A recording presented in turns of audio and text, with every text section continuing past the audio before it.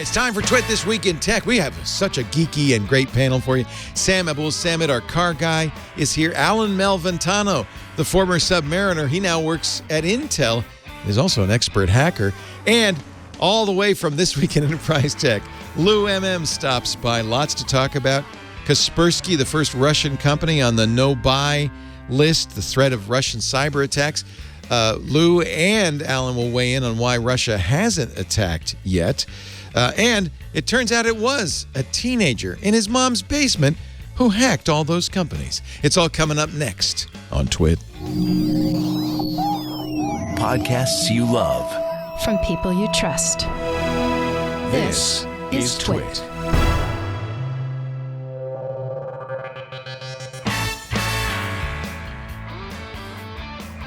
This is Twit. This Week in Tech, episode 868, recorded Sunday, March 27th, 2022. The rods go down. This Week in Tech is brought to you by Grammarly. Get through those emails and your work quicker by keeping it concise, confident, and effective with Grammarly. Go to Grammarly.com/twit to sign up for a free account. And when you're ready to upgrade to Grammarly Premium, you'll get 20% off. And by Streak. Streak makes it so easy to run your business through Gmail, and when you try it, you're going to love it. It only takes 30 seconds to get started. Right now, for a limited time, save 20% on the Pro plan, streak.com/twit. And by Noom. Unlike other programs, Noom Weight uses a psychology-based approach to help people better understand their relationship with food and gives you the skills and knowledge you need to build long-lasting positive habits. It works for me. Sign up for your trial at Noom.com/twit. And by the new and recently updated TriCaster 2 Elite by NewTek, the most complete live production system on the planet. There's a TriCaster for every production, including yours. Visit go.newtek.com/twit-tv, where you'll find an interactive guide to help you choose which TriCaster is right for you.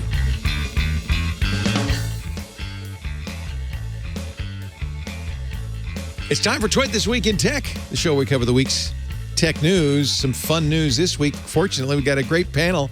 Sam Abul-Samad is here. He was on his way to San Diego this morning during the radio show, but we got him. Wheelbearings.media is his podcast, the Wheelbearings Podcast. He's a principal researcher at Guidehouse Insights and, of course, automotive technology expert. What are you doing in San Diego today? I am here to drive the new Toyota BZ4X, their first purpose-built electric vehicle that's launching this spring.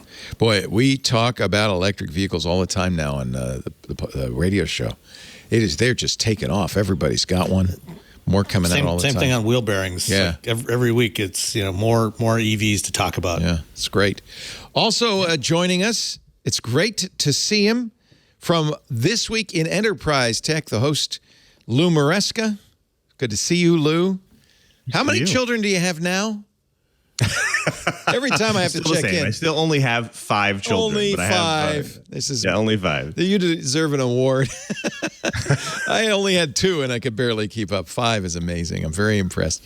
Lou, of course, is an employee of Microsoft, but his opinions are his own, and he does not reflect Microsoft. And you can recuse yourself on any story that you feel is inappropriate. We always love having Lou on. And boy, welcome back to our microphones. It's been a long time. You may remember Alan Malventano from This Week in Computer Hardware. He was a PC Perspective, a storage expert. He was my source for all things SSD for so many years. Still are. You still are. Okay.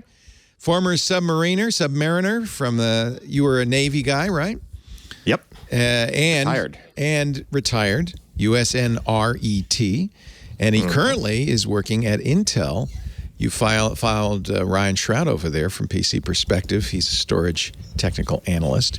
And just like Lou, Alan's thoughts are his own. He does not speak for Intel. But I'm glad they let you be on the show. That's great.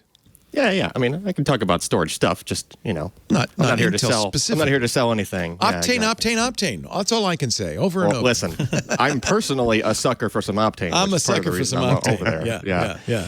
That's that. When they announced it's Tri-X? Was that the original name of the Crosspoint? Crosspoint. That's right. It was 3D RAM.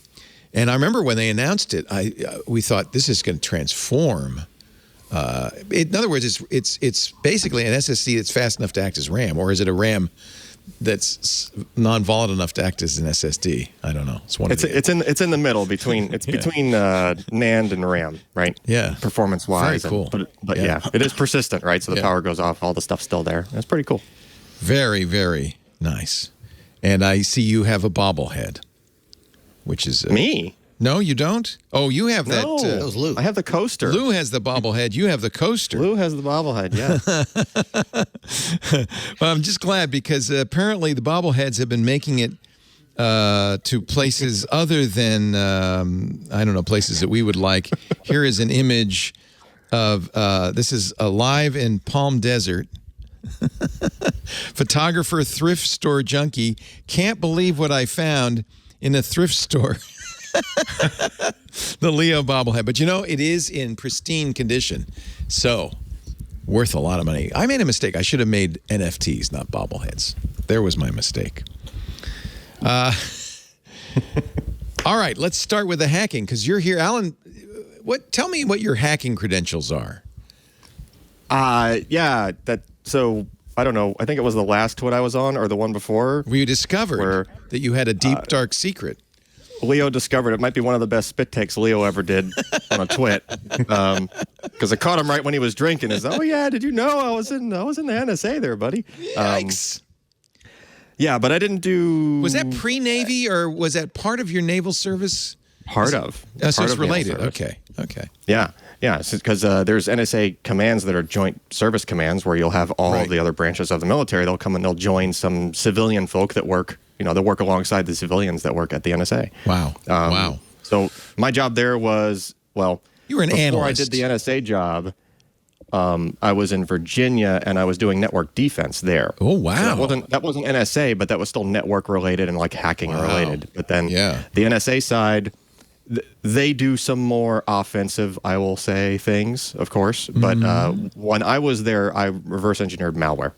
So we're still kind of defense. We've been we talk about security all the time, not just in security now. It's a common subject, but it's really become a hot topic since the Russian invasion of Ukraine because, and there's a lot of speculation about this. I think many of us thought Russia would use their cyber warfare capabilities initially against Ukraine. There were some, at the beginning of the invasion, they shut some things down, which came right back online, including the financial system and some satellite reconnaissance systems. But then we've also been worried a little bit about cyber warfare attacks in retaliation for sanctions against the West, especially in the U.S. None of this really has panned out. What is your sense of it, Alan? Is it I have a theory. Yeah. So part of the job that I was doing when I was there was reverse engineering malware. Well, where do we get the malware? We get it when country A attacks country B. And then we see it. And then what do? We pick it apart and we figure out how to defend against it. Right? How do we protect us, being the United States, from those other foreign countries who might happen to be fighting amongst themselves at the time, right? But then we can learn from that and protect ourselves using that information, right? So I have a suspicion that either Russia just didn't have, they're not up to snuff on their hacking ability. Maybe it's sort of in line with their, other abilities. Their military capabilities. Seems like, it seems like they haven't been panning out that well. That's option A. Option B is they don't want to play their hand, right? If they do have those exploits that they know that people can't yet defend against, why would you lay them all on the table, against Ukraine when everybody else is going to be listening, so to speak, right? They all have their ways of trying to catch that stuff coming across the wire. So that would then make, subsequent attacks against anybody else Russia wanted to go after harder. Right, because the cat's out of the bag once they try to use those exploits. That's why those NSO group exploits are millions of dollars, because once a nation state uses it, the risk is now the cat's out of the bag and it will be defended against. So they don't last that long, though. They don't last that long. No. These types of exploits. 0 days are in and out most of the time. So I don't like sitting on them for too long is going to be they'll end up being plugged, and then they'll have to go and do a whole bunch of other work to figure out other exploits. So I think, I kind of think that I feel like this whole thing, announcements by the current administration around this. Yeah, Biden actually gave a speech warning last week, saying, "I've previously warned about the potential that Russia could conduct malicious cyber activity. It's part of Russia's playbook. Today, I'm reiterating those warnings." This was a week ago Monday, based on now this is the important line: evolving intelligence that the Russian government is exploring options for potential cyber attacks. If you go to the CISA page, big sign on the front page. This is the Cybersecurity Infrastructure Security Agency. It says, "Shields up." They want everybody to protect themselves. So it's what is it? So Lou, what do you think? Do you agree with Alan that it's the Russians are reluctant to use these because they don't want to waste them? I think that they're either reluctant or they're holding back. But I do think that, obviously, when there's a war going on, obviously, countries like Russia, like China, will go and do exploits and do hacking and cyber threats around the world just to pull the eyes off of their war. And I feel like they're going to start doing this no matter what. As a distraction. And I feel like organizations, if they're not aware of this threat already and haven't taken the steps, even before the president's warning, you're already kind of in a world of hurt. So I think, it's nice that the administration put something out there and said, hey, there's a threat. I think it's kind of a little bit kind of like propaganda, so to speak. Yeah. Almost. It seems a risky thing to do because it's going to scare people. I get calls now on the radio show. What are they going to attack? Right, yeah. And I mean, certainly we're vulnerable. Our electric grid is very heterogeneous, which means, there's no one central authority. There's no one governing it. In fact, often it's privately owned. We know it's porous. We've seen malware in a lot of electrical grid installations. Our financial institutions are entirely computerized. Hit them, that could be devastating. Forget sanctions. Bring down the financial system.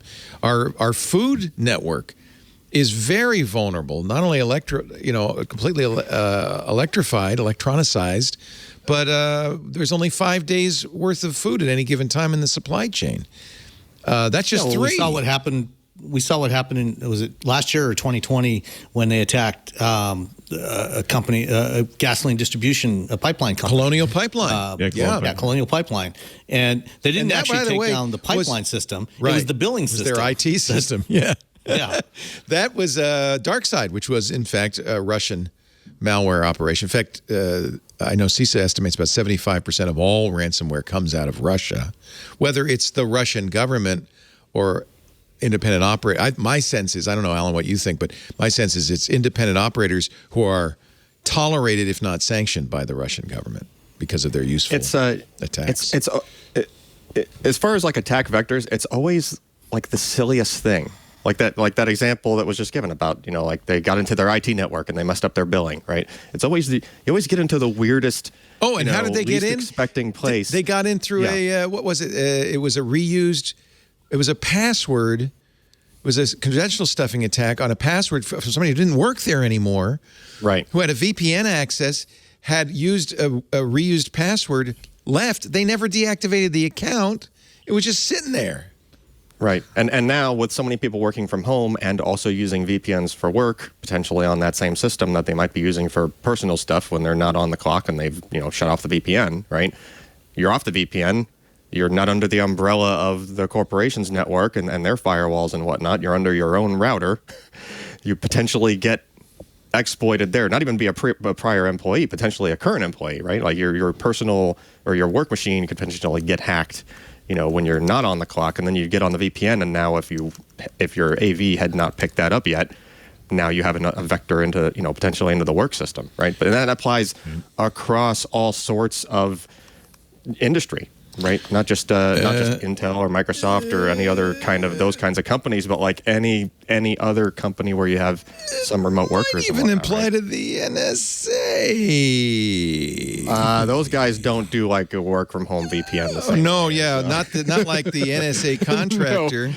No. Do you remember this? Take something home on a thumb drive. Tuck something home on a thumb drive. He was running a anti-malware program called Kaspersky on his home system.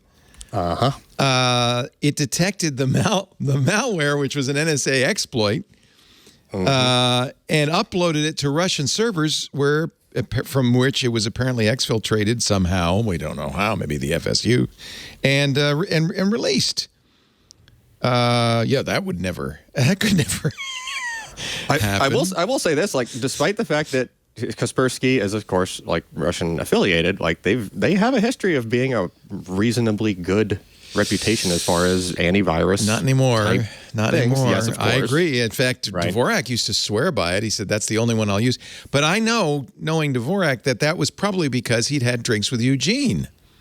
In fact, Eugene Kaspersky was a well-liked, beloved guy. He'd go to Davos. He'd go to conferences. He'd buy drinks for journalists. And I can't tell you how many times over the last 5 years I've asked the question, well, should we still be using Kaspersky? And people say, oh, no, Eugene's cool. He's cool. It would never. Well, maybe his golden aura has worn off because this week the FCC added Kaspersky's antivirus to its restricted list. The first time anybody but China has been put on this list. The first Russian company on the security risk list.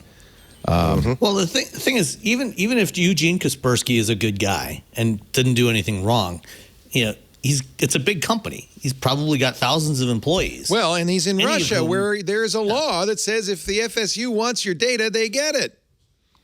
It's kind of like China, right? Kaspersky said they were disappointed with the FCC's action. By the way, they call themselves the world's largest privately owned security company. They have 400 million users globally. 250,000 companies. They said they were disappointed, saying, quote, it was a response to the geopolitical climate, well, duh, rather than a comprehensive evaluation of the integrity of Kaspersky's products and services. But Kaspersky's always said that. U.S. government banned them in 2017 after the NSA breach.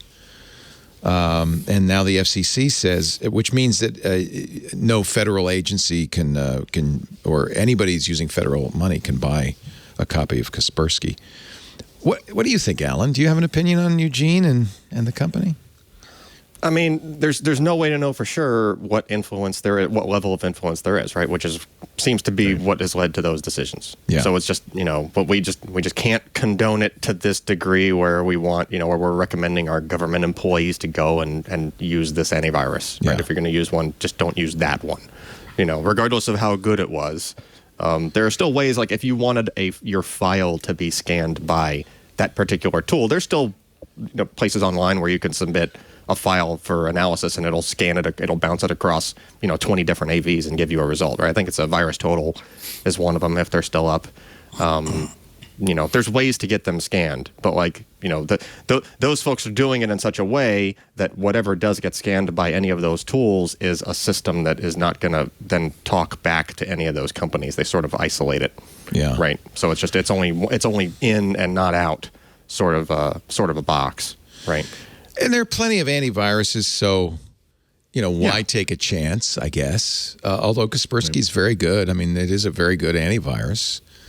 Yeah, I don't know. It's just that are they talking? To what degree are they talking back to their government? Right.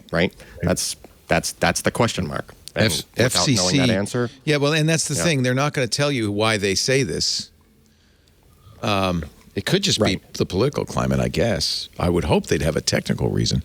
They say they're relying on findings from DHS and the Committee for Assessment of Foreign Participation in the United States Telecommunications Service Sector. CAFPUTS. I mean, this could legitimately just be down to potential risk and not actual risk. Like there might not be a shred of direct evidence that Kaspersky has done whatever. Right. But the potential is there, right? There's nothing to say that tomorrow that couldn't happen. And you don't want a bunch of government employees all having it on their system and then have to do that damage control and say, everybody quick, uninstall your Kaspersky right away because now somebody flipped a switch and, it now has some attack vector via that tool, right? Because that's the worst thing for an exploit style attack vector is the antivirus tool itself, right? That's the one thing you're trusting on your system.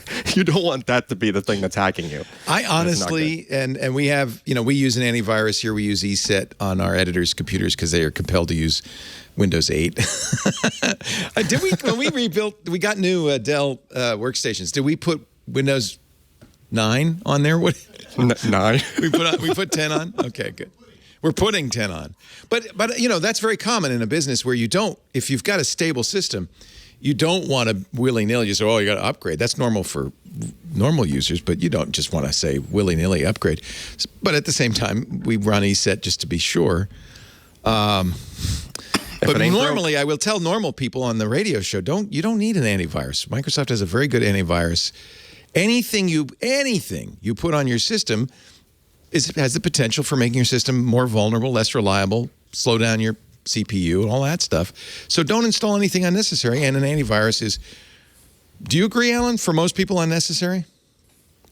To install an additional antivirus, alongside Defender? Yeah. I personally just use Defender. Yeah, Defender's fine. And I don't run one on a Mac.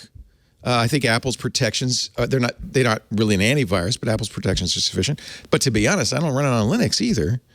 I just don't want to put another program on there with deep hooks into the kernel that could not be reliable. So the key is to having running an OS like Linux, which also applies to what's most likely on your home router as well, right? Right. Most of those are forms and of Linux. And your phone, if you're an Android user. Yeah. I sort of envision, nobody's really taken this to heart yet, but I envision this as, remember those pictures back from World War II where everybody had to sort of chip in and you got people making ammo and everybody's doing their part to whatever piece of the effort that they can contribute, right? What I think people really should be doing now, which I don't think enough people are paying attention to, is there's an awful lot of people with routers with multiple year-old firmwares on them, right? It's just something that nobody thinks of if it's not something that automatically updates on its own. And there is basically a Linux machine sitting at the gateway to your house, right? The way in to your house.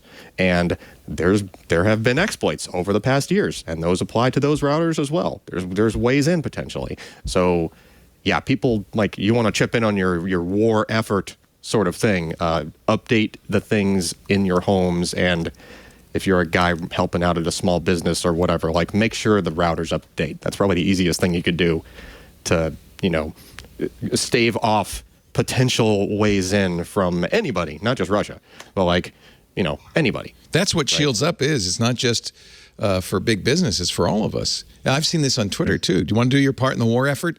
Patch your freaking software. Yeah.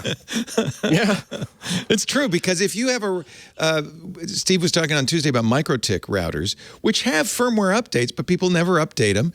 And so there's this vast hole. They can be co-opted and used for DDoS attacks without your knowledge. If you applied the update, the vulnerability be gone. So do it. Right.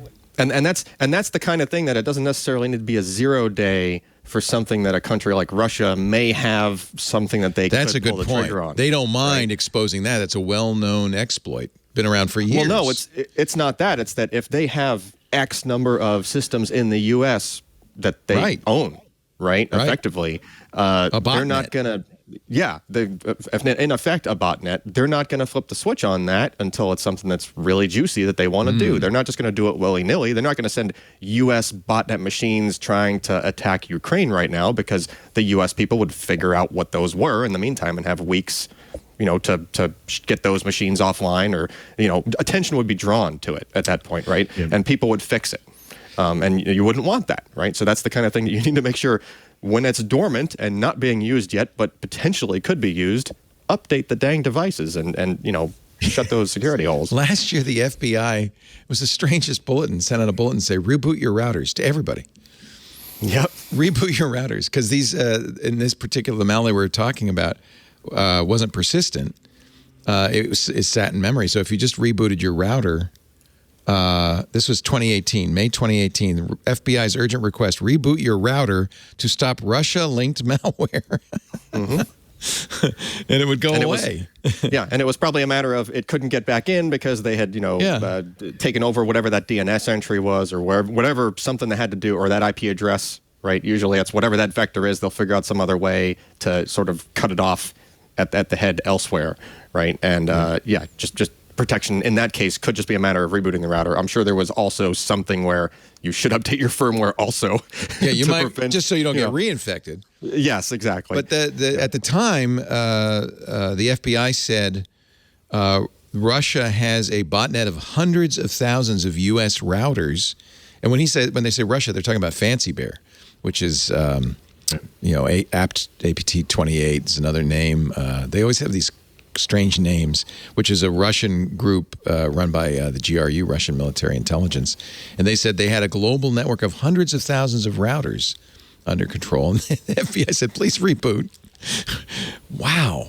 So update your router, kids. That's a good thing. Yeah. Well, question for you. I mean, I use a Nest Wi-Fi mesh system at home, which updates itself. And I think most mesh systems, like Eero and so on, update themselves. But do most other mainstream routers today, the ones made today, are they now being set up to automatically update their firmware?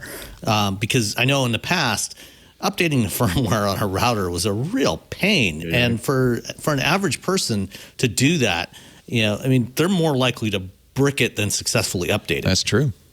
Right. And many of them, like I think a lot of the Asus routers, they have the capability to do automatic updates, but I'm not sure that it's the default. Right. So you and have the to real go in there problem and tell is it. the cheap $54 Linksys routers or MikroTik routers, TP-Link routers, where they didn't put that capability. You're right. The Eero, that's an expensive router. One of the reasons I recommend it is because it auto updates. In fact, there was a flaw that was exposed. It wasn't a 0-day, but was reported in the Eero router 2 years ago. And by the time it was reported and we were able to tell people about it, we also were able to say, don't worry, because Eero has pushed out an update that everybody has gotten. Everybody has. So, yeah, auto update is a big deal. I feel like we should require stuff like that. I mean, if we're going to take this security seriously, it should be kind of a requirement that all IoT devices have auto update facilities. There is a flip side to that, and that is sometimes updates are known to break things, right? So there's some, for the sake of, I knew I was about to be on your show today. Do I want my router auto-updating in this moment, right? Like there's some, you have to have some sort of limitations in place sometimes depending on your uptime requirements. Also hard to convince people if it's not going to affect them. Like they're just being used as a DDoS router. It's not going to affect your personal security. It's harder to convince people. Right. They need to fix that. I want to take a little break. When we come back, I want to talk about Lapsus. This was the hacking group that broke into Okta, broke into Microsoft, stole source code, apparently NVIDIA, Samsung, a long list, LAPSUS $. Wonder what they're, and the great story about the guy behind it. I'll give you a hint. Not a Russian. But first, a word from our sponsor. And actually, I want to give these guys a huge plug. Not only do I believe in this product and use this product, and Lisa uses this product, we talk about it all the time, Grammarly, but this is one of the big Ukraine companies that is struggling during this war. I love Grammarly for many reasons. They're also written in Lisp, which I really, really like. Really, it's a writing tool. For instance, Lisa's spelling's great. Her grammar's pretty good. But what Grammarly does, and this is very useful, is as she's writing emails to employees, it'll sometimes say, that's a little brusque. Maybe you'd like to soften it a little bit.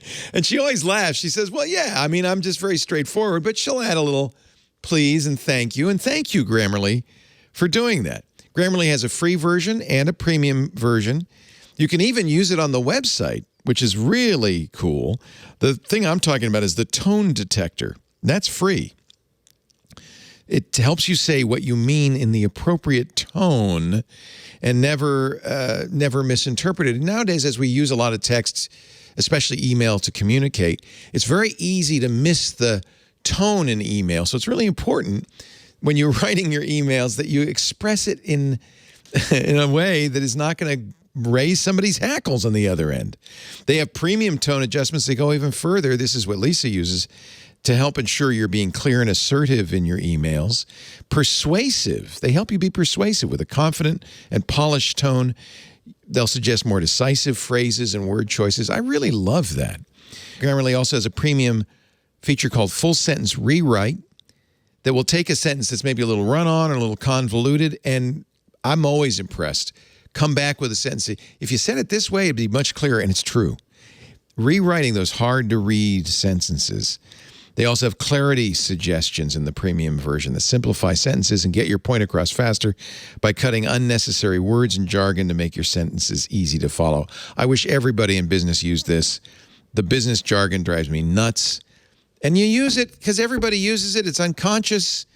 It's nice, though, to get a little nudge. And you know what? It's not a human. It's just on your computer, a little nudge saying, you know, you shouldn't really say run this up the flagpole to see who salutes. You might want to try another way of saying that. And it even gives you a one-click replacement that you can just, it saves you time.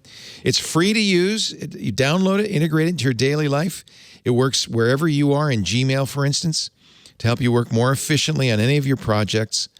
I just think it's a great solution. And I really want to support these guys. Because as a Ukraine-based company, I bet you they would love a little extra love from our audience. So go to Grammarly, Grammarly, Grammarly.com/twit. Sign up for that free account. Get through those emails and your work quicker by keeping it concise, confident, and effective with Grammarly. Go to Grammarly.com/twit to sign up for a free account. And when you're ready to upgrade to Grammarly Premium, you'll get 20% off. I think Grammarly is a great choice. At least get the free version and show them we care. Grammarly.com/twit. Make sure you do that, though, so you can get 20% off if you decide to buy. I'm a big fan. We use Grammarly throughout the... I think we have accounts for everybody in the business because it's... Nobody needs to suffer from incomplete or unclear emails. Grammarly.com/twit. Thank you, Grammarly, for your support, and we support you. We really do. We've been using it for years here. Isn't it great? Love it. Love it. At first, because I like to think I've written a few books. I like to think I'm a good writer. Even I, go, yeah, you're right, Grammarly. Yeah, you're right. Okay. Lapsus. We actually talked about this last week. Bloomberg had a scoop that, in fact, Lapsus was not a Russian hacking group, but a 16-year-old in England. Multi-millionaire cyber criminal in his mom's basement. He lives at home. He allegedly has amassed a $14 million fortune. Now, you don't want to piss off your fellow hackers. Apparently, he's been named by rival hackers and researchers. The City of London police say they've arrested 7 teenagers in relation to the Lapsus hacking, but they won't say if he's one of them. The boy's father told the BBC, we're concerned and we're trying to keep him away from computers. There's a tough conversation with your son. Son, do you have 10 million pounds in a bank account we don't know about? Lapsus has been really good. I mean, Lou, I know you know they got the Microsoft's Holy Grail. They got the source code. Although this happens fairly, I don't think Microsoft really cares that much if you get the source code. I mean, obviously it's a trade secret and stuff, but nobody's going to rebuild Windows 10 from the source code. Yeah, I mean, you don't really. I mean, we honestly don't know what source code they got. I said something about Bing and some other things. We don't know if they got old legacy code that's been sitting there for a while. We don't know if they got just parts of the code. We have no idea. And I think, like you said, security is not necessarily about the source code. Go look at open source, right? There's lots of open source applications out there that are highly secure, and the source is open, right? Right. Cortana, Bing, on the other hand, Windows, if you've got the source code, wouldn't it be potentially possible to find some vulnerabilities that others haven't found yet? I think it's most likely who's looking at it, right? Mm-hmm. I look at it because I like to read the profanities in the comments. I hope they got the comments too. Or you see comments sometimes when you look at source code where somebody says, I have no idea why this works, but leave it in. We got smart a long time ago. We have code scanners now that pull the comments out. Oh, do they? Oh, yeah. One of the reasons, I mean, honestly, I think Microsoft could easily, in fact, they've talked about this, release source code. But one of the big reasons they don't is some of the source code is patent encumbered, not just by Microsoft, but by third parties. So you can't just willy-nilly say, here's the source code. You don't have the right to release the source code for some of this stuff. Right. So, and as I said, nobody, even if you got the full thing, nobody's going to build Windows. Could you, Lou? What's that? If you had all the source code, could you build it? Oh, I mean, they call that building the world when you're at Microsoft. They basically call it building the world. You have to have pretty beefy machines, and it takes a really long time. And I can guarantee you probably would never get all the source code in the right spot and be able to build everything at once. You wouldn't be able to. No. So I think it's more what you said, Sam. It's people want to see. There are people like me who are just code tourists. I love looking at that stuff. In fact, one of my favorite books was the source code for the original Unix that was released early on. It's fascinating. But so there's code tourists, but mostly I think it's probably bad guys looking for holes, for mistakes. Well, or maybe somebody just wants to compile it to run on their Raspberry Pi. The teenager who, by the way, is they say on the spectrum, he's autistic, uses the online handle white or breach base. The boy told the father of the boy told the BBC, I'd never heard about any of this until recently. He's never talked about any hacking, but he is very good on computers and spends a lot of time on the computer. I always thought he was playing games. Understatement, very good on computers. The City of London police say 7 people between the ages of 16 and 21 have been arrested. They've all been released under investigation. I mean, if he's underage, they can't, they can't do a whole lot. In fact, they can't name him. He attends a special educational school in Oxford. His dad said, we're going to try to stop him from going on computers. The BBC has also spoken to the boy's mother, who did not want to comment. He was doxxed on a hacker site after falling out with business partners. Wow. That is impressive, just the age range of several of them. Because, for some of this stuff to really wrap your head around it, it takes a few years to get, just well-versed enough in all of the aspects of just, that arena. Unless you're doing the script kiddie style thing where you just, come across some exploits and try to use them, right? But in the learning is not very much for that. But these guys... He doesn't sound like a script kiddie. Yeah. Right, exactly. Yeah, like they would have had to come up with some stuff to be this effective. And that's pretty impressive given the ages, especially. The chief research officer at Unit 221B, which is a cybersecurity investigation company, said we've had his name... Baker Street? 221B. Oh, I get it. That's hysterical. It's a Sherlock Holmes reference. I didn't pick up on that. They said we've had his name since the middle of last year, and we identified him before his doxing. They've been working with security company Palo Alto, and they watched him on his exploits throughout 2021, periodically sending law enforcement a heads up about the latest crimes. I don't know why they didn't stop him. Why would you not stop him? You want to roll up the whole network. Evidence. Yeah. Yeah. And he might not have done something egregious enough to warrant, knocking on their door or something. They have a pretty... So have Microsoft or NVIDIA or Intel given this kid a job offer yet? That's next. That's next. The fact that he didn't have such good OPSEC means he was just, this was, as with a lot of kids who hack, this was fun for him. Although he did accumulate $14 million. Hey, that sounds like fun to me. The maturity was not that high with this group. I mean, you see that they gloat a bunch. Yeah. I mean, they were gloating a bunch about it. Everywhere, right. It's interesting that kids could be that sophisticated, that skilled. Not a nation-state hacker, just some kids in their basement, their mom's basement. They hacked almost, everybody. Samsung got hacked. NVIDIA got hacked. Microsoft. The one that concerns people the most is Okta. Why is that an issue?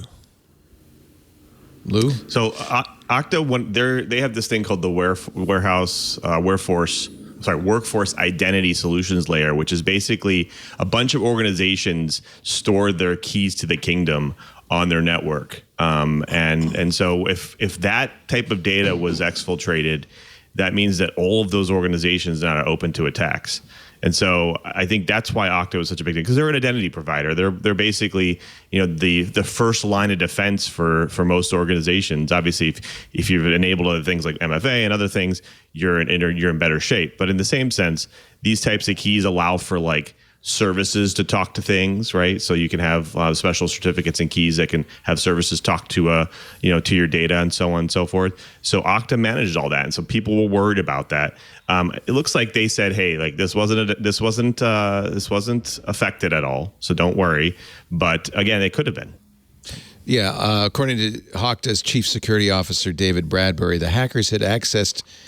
This is just what you were talking about, Alan. The computer of a customer support engineer working for the sub-processor over a 5-day period back in January. The attack had been, quote, analogous to walking away from your computer at a coffee shop whereby a stranger has, virtually in this case, sat down at your machine and is using the mouse or keyboard. It was contained quickly. The guy did not have so-called godlike access. So Okta itself not breached. However, worst case, they said 366 clients were affected. Yeah, I mean, think about it. It could be purely coincidence that it just happened to be that person. Yeah. Right? You would hope that the people with the higher access would have better safeguards in place, but that's what I was just saying before, where it's always the silliest thing where you don't expect, a particular kind of exploit. Yeah. I mean, heck, there was the closest that my network here ever came to being compromised was I was about to get up from my computer and my mouse moved. Yeah. Right? Not a good thing. That's yeah. I just heard an ooh, so there was already spine tingling just from me talking about it, right? Yeah.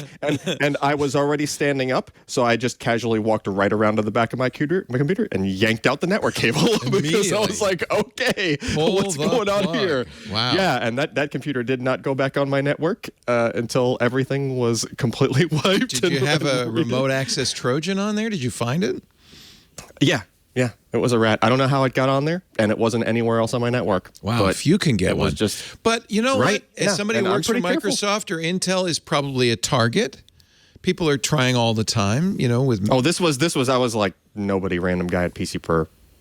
I wasn't... this was years ago. There is bragging rights in hacking Alan Malventano's computer. I guess. Well, they got to move my mouse for about 6 seconds. Congratulations. Okay, a little tip. Good job. If you're living in your mom's basement, do not move the mouse, okay? That's a giveaway. Yes, also, yes.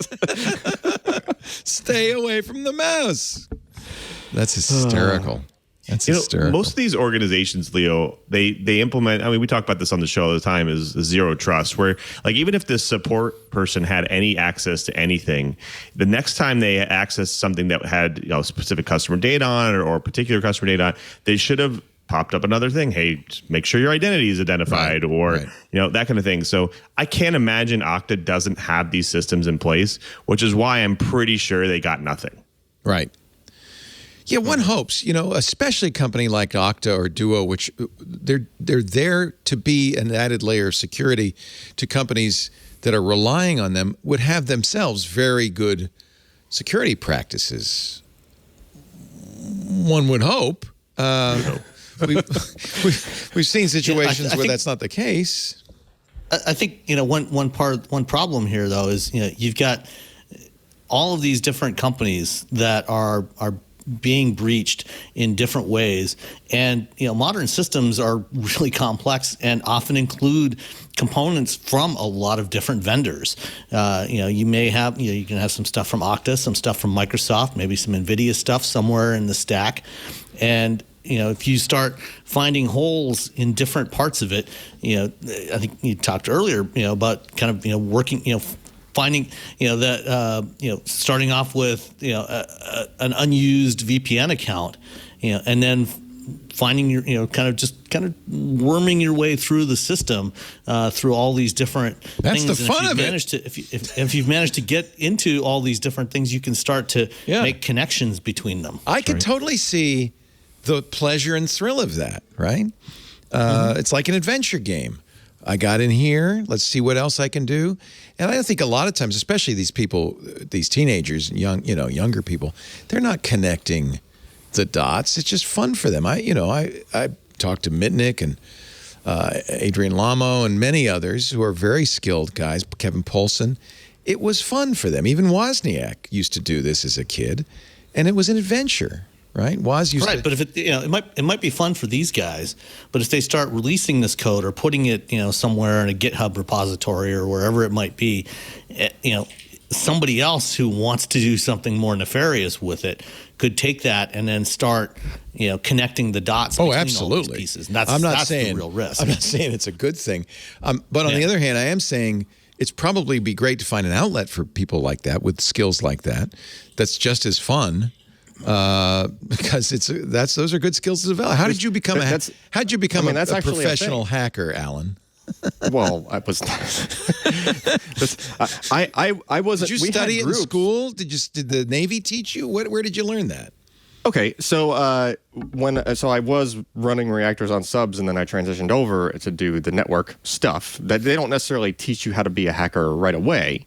You have to sort of move into the positions where you would have to do more and more of that sort of thing, and then you sort of get trained along the way. But just in order to make that first step and be in that rating, which is like a job description in the Navy, to do the network jobs in general, there was a school, like a couple month school, with the final exam was actually, here's these few sheets of paper of network traffic that you happen to have sniffed come across a network. Draw out the diagram of all the systems on the network. That's right. Yeah. And so, and that's where you were talking about earlier, where it's like, for some people this is fun. And that final exam, even though it was arduous and took me a few hours to do, but it was, it was a pain, but it was fun and interesting. Yeah. Yeah. It's, I took just this, some network traffic of somebody that was like, outputting a config of a router, and I turned it into an entire network diagram, just from some lines of, addresses and whatnot.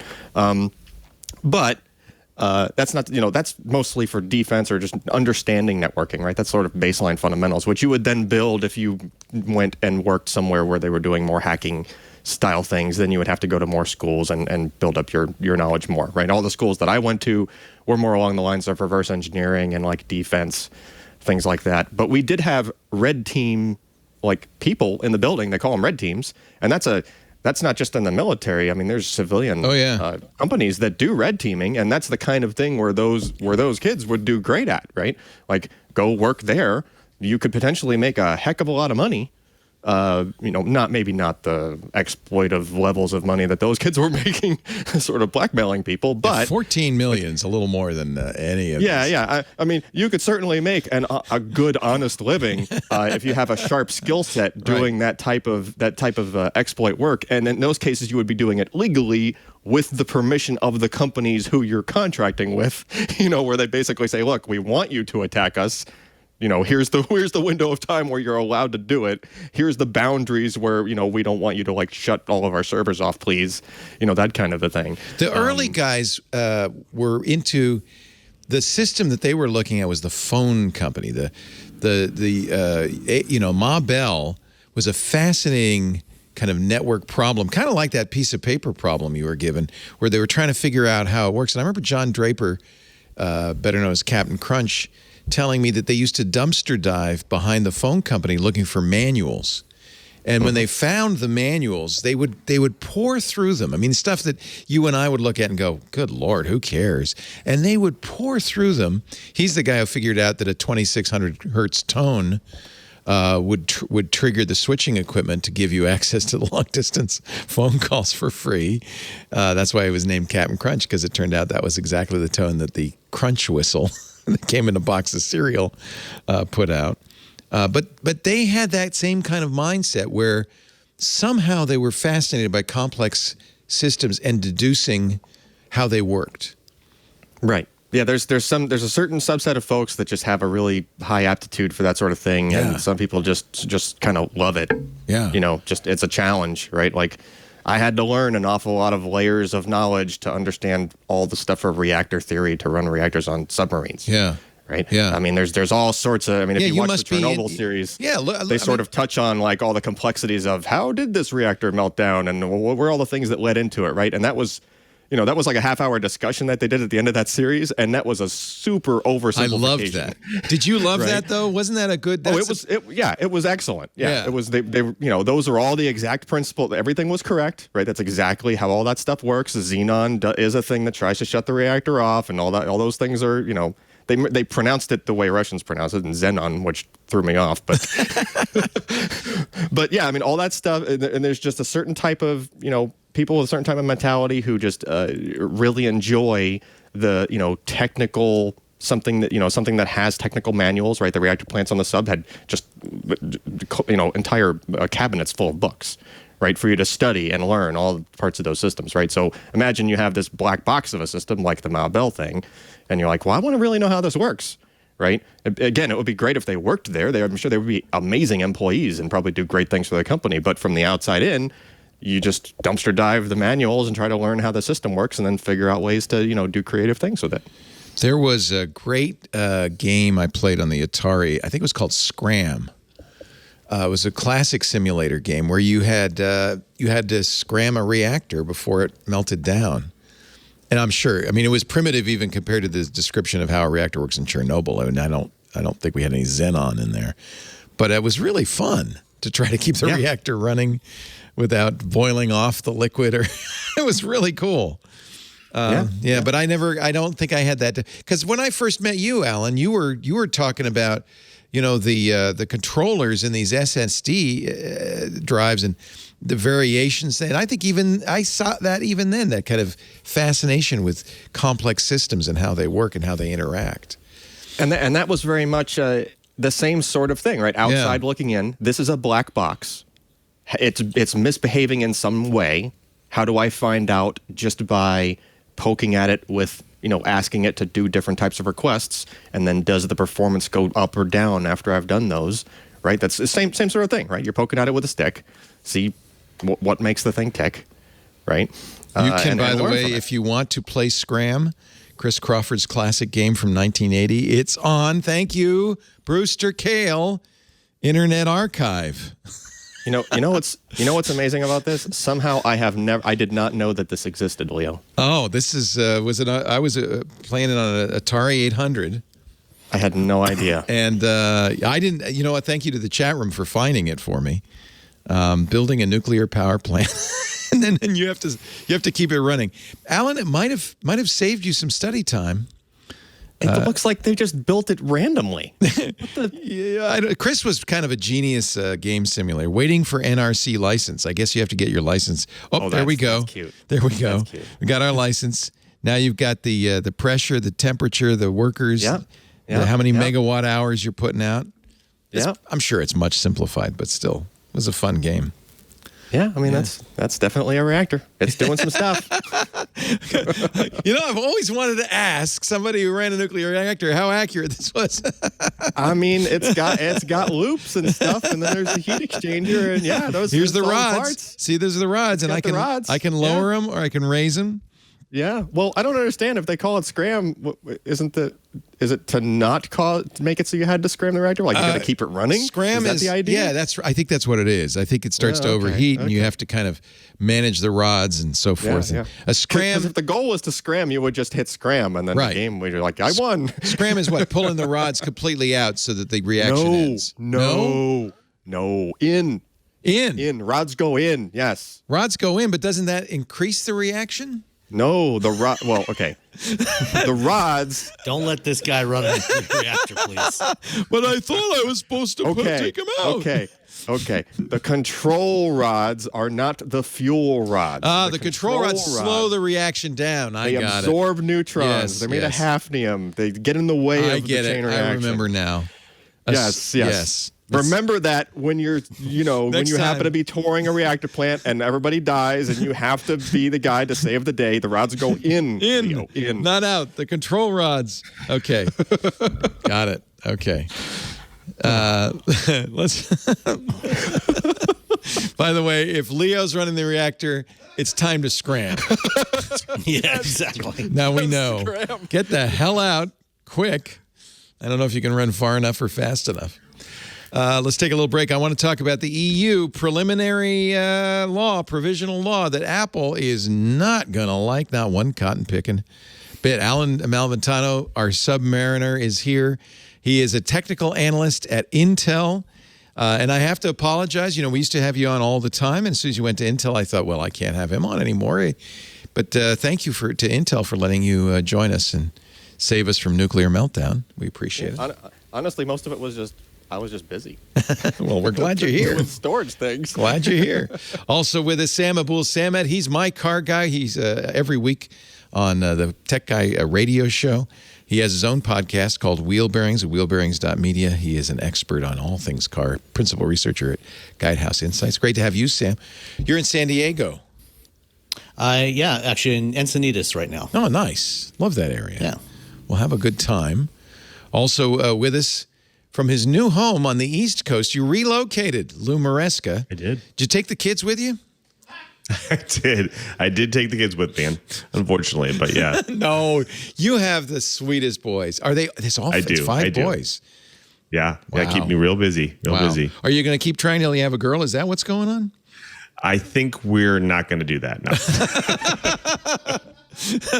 And I know there were some health issues with some of them, but everybody's doing well. Everybody's healthy. Yes, they are all on the mend, and we're doing Fantastic. well. Yeah, we're looking forward to summer. Oh, I bet you are. Get outside, please. Did you know about winter? Are you from the East Coast originally? Oh, yeah. I grew up in New York and Oh, okay. Massachusetts. Absolutely, yeah. Because I always wonder why somebody would willingly move to Rhode Island. But I grew up there.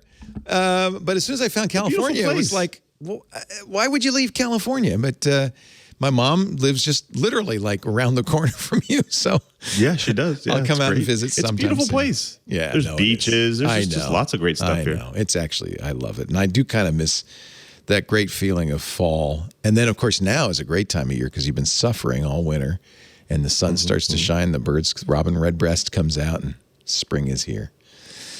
Great to have all three of you. Our show today brought to you by Streak, not SCRAM. Streak. Streak is actually a CRM for Gmail, a customer relationship management tool that you need, you will love. If you use Gmail in business, as we do, we use Google's Workspace. I mean, it's a great tool for business, but there are some things maybe you could have a little help with. Streak has been awarded Google's Technology Partner of the Year. 750,000 users, entrepreneurs, small business owners, founders, love the idea that you don't have to leave Gmail to get to your customer information and email. It's all in one place. You save time. You get more responses by tracking emails, sending email merges with automated follow-ups. You ever remember the days of doing a mail merge with, I don't know, Microsoft Word? Hey, it's a lot easier, let me tell you.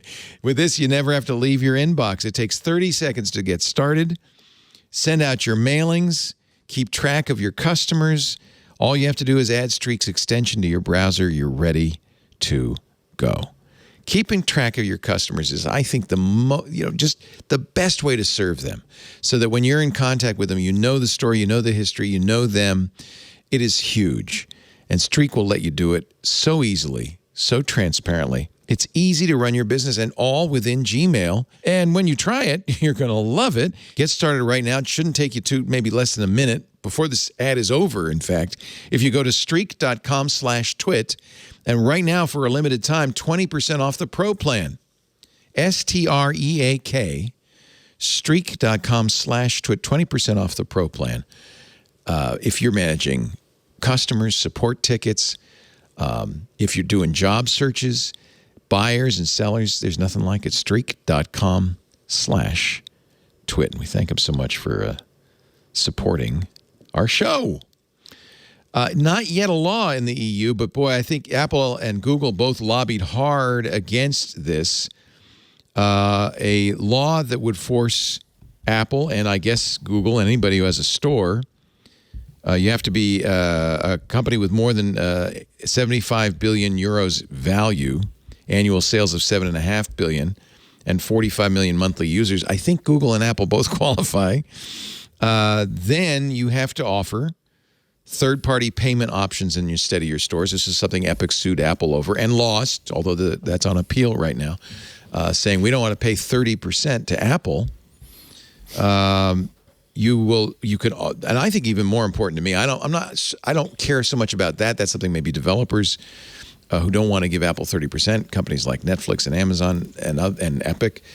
might not like. But I think the thing that is more important to me, and actually I think would be a big improvement, interoperability with Apple's messages. Apple would have to open up, I'm quoting here, and interoperate with smaller messaging platforms if they so request.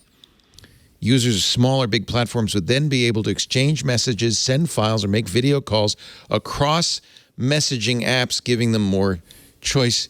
This, I think, is really the crown jewels for Apple. In fact, we saw in the Epic versus Apple discovery emails from Apple CEO Tim Cook, Scott Forstall, Eddie Q, and others saying we don't make messages on Android. That's the only reason parents are buying Apple phones for their kids, so they can be green bubbles. Apple would also have to allow users to uninstall Safari and other stock apps. And this would be a good one, too. Replace them with third-party alternatives if they so wish, although iPhones lately have allowed you to use a third-party browser instead of the default Safari. Well, hold Still WebKit, though. Leo. Oh. Yes. When you use any third-party web browser on Apple devices, you may be using their sort of shell of a browser, but the actual thing doing the rendering, accessing the web pages, is still WebKit.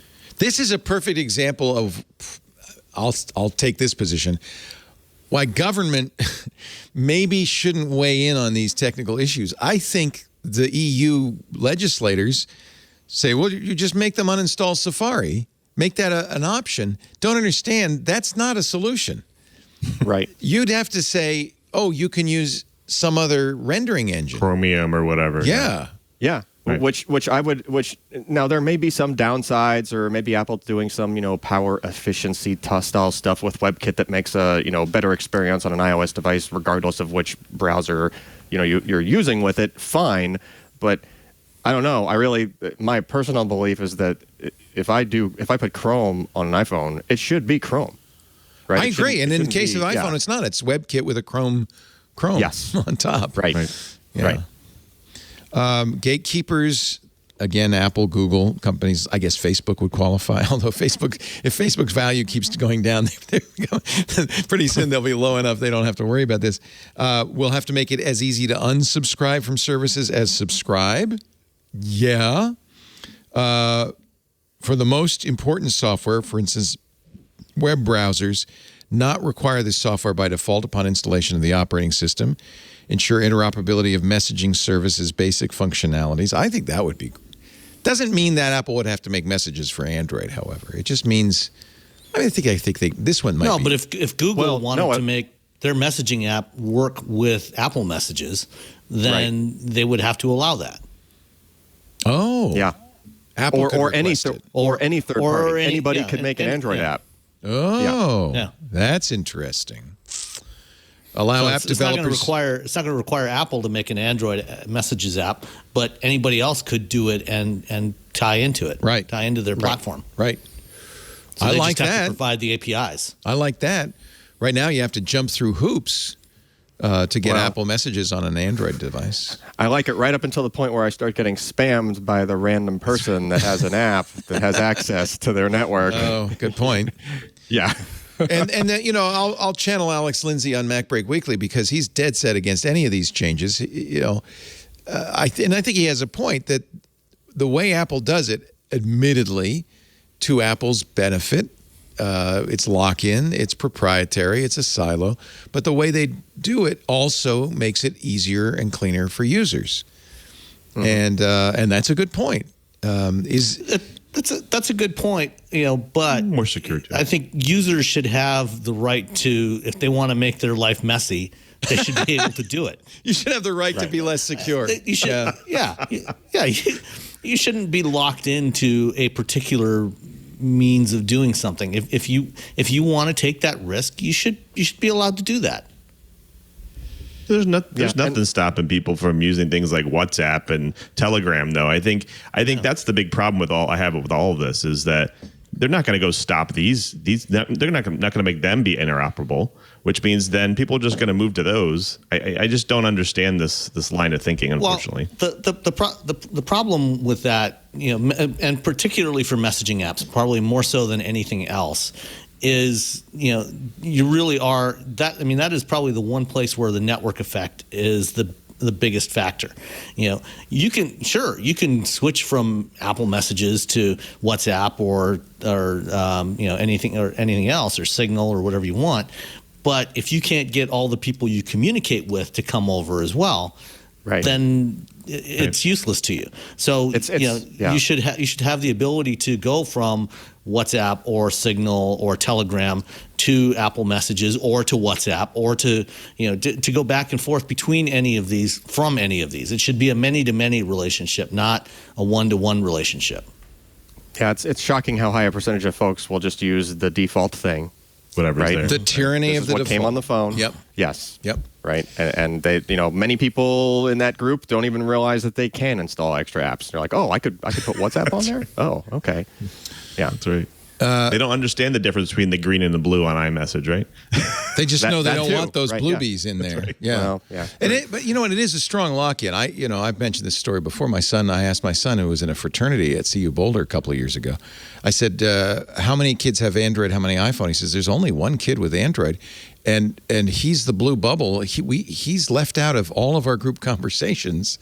There's huge pressure as a result to be an iPhone user. Apple knows that. And also, to some degree, I kind of want there to be more interoperability, just to try to reduce. Not that I want everybody to end up settling on iMessage necessarily, but I mean, remember way back in the day when you had to use ICQ, Trillium, or not ICQ, Trillium for Pigeon. ICQ, and MSN and Pigeon, right? Where you had to use on the Mac. Yep.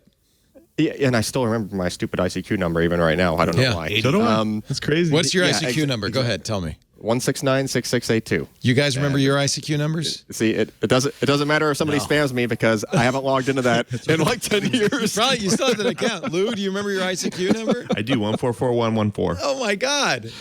Do you remember yours, Sam? That's a nice one. Actually. I never used ICQ, and I wish I could remember my CompuServe number. I know my CompuServe number. I'm sure I had an ICQ number, but I don't remember. CompuServe 75106, 3135. Yeah, but we used to use those apps that would tie all those together, because there were so many dang different ones. It was so and it was annoying. such a pain in the butt, right? Yep. And and nowadays it's sort of the same thing, right? I have family overseas to talk to them. Oh, I got to use WhatsApp, or I got to use whatever the other thing that they use over there. You have to have all the apps, basically. Yeah. Because this guy uses Messenger, this guy uses WhatsApp, he uses Telegram. I wish I could use Signal for everything. If Signal didn't tie to a phone number, I would use Signal for everything, and I would just say, everybody has to signal me, but you can't, because it has one per phone. Yeah. There's always going to be somebody that's not using that, and then they use another thing. And I mean, this is the beauty of email. This is why email worked so well, because it didn't matter what system. I mean, at least once we got past MCI mail, you could use whatever mail app you wanted, and it still went through. So how come we were able to solve it with email, but we can't? We went in the exact opposite direction with messaging. What happened? Standards. It's a protocol. Standards. I mean, email is a protocol. Yeah. I mean, it's lack of standards. When you develop a protocol, it's more agnostic versus these specific platforms that are tied down and it was, because it used to be, if you had the source, you couldn't talk to people on CompuServe, and if you had MCI Mail or Genie, these were all, they were not interoperable. These were like it is today. They were siloed. Right. The difference was you had to have a paid account with those. So if I had an MCI Mail account, I bet I could remember my MCI Mail number. But you couldn't email me from any of the other services. So if you didn't have MCI Mail, you literally could not email me. That was a bad situation, and internet mail solved all that.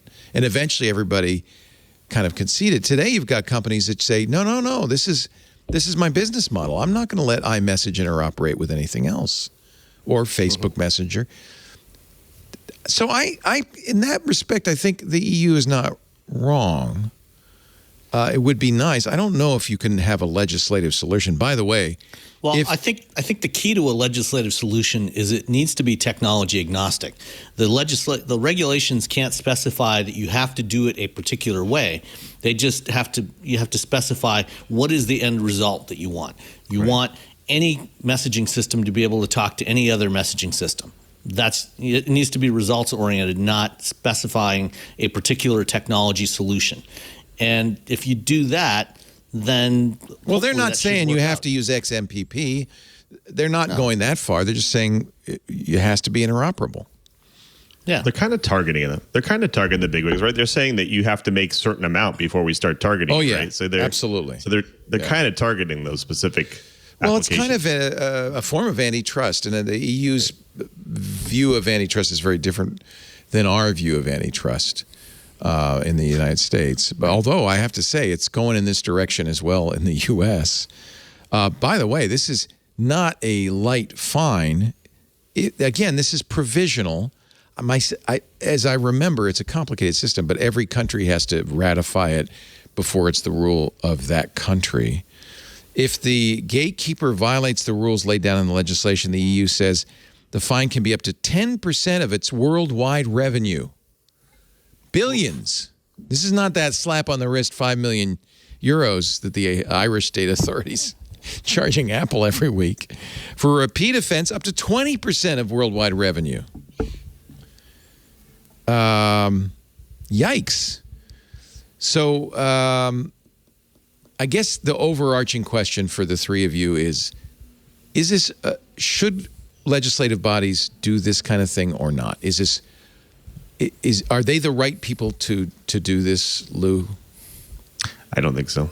I know I'm probably the odd man out here. I just think that maybe it's the way they're going about it is just wrong for me. I think that they're targeting specific large companies and technology that they make in order to do this, when in fact I kind of think that's almost anti-competitive. So I don't know. I'm just my personal opinion there. What do you think, Alan? I see both sides of it. Like, you know, I know it's hard for me to say one or the other. Yeah. I get where Lou's coming from, but I also feel like, okay, if they don't do it, who will and how will they, right? Like, it has to be somebody big enough to actually have an impact if it's ever going to happen.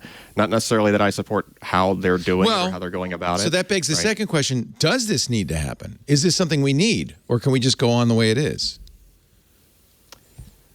Again, there's two sides, right? Like, yeah, there are definitely pros and cons to doing it, right? The only mechanism we as a society have for this kind of thing, is government. That's in theory, maybe not in practice, but the theory is that's society's voice saying, no, companies, big tech companies, I know you're there to make profit. That's your mantra. That's what you're doing. But we as a society want you to do something that maybe isn't your best business interests, which is make your messaging programs interoperable. And we as a society say, if you want to operate in our society, you need to adhere to that rule. In theory, that's the way to do it, and that's the right way to do it. I think the big issue that comes about from, like, take this example right now, and there's even some other examples that the EU also has done, right? The EU is pretty aggressive about doing this sort of thing where they want to step in about some particular technological thing.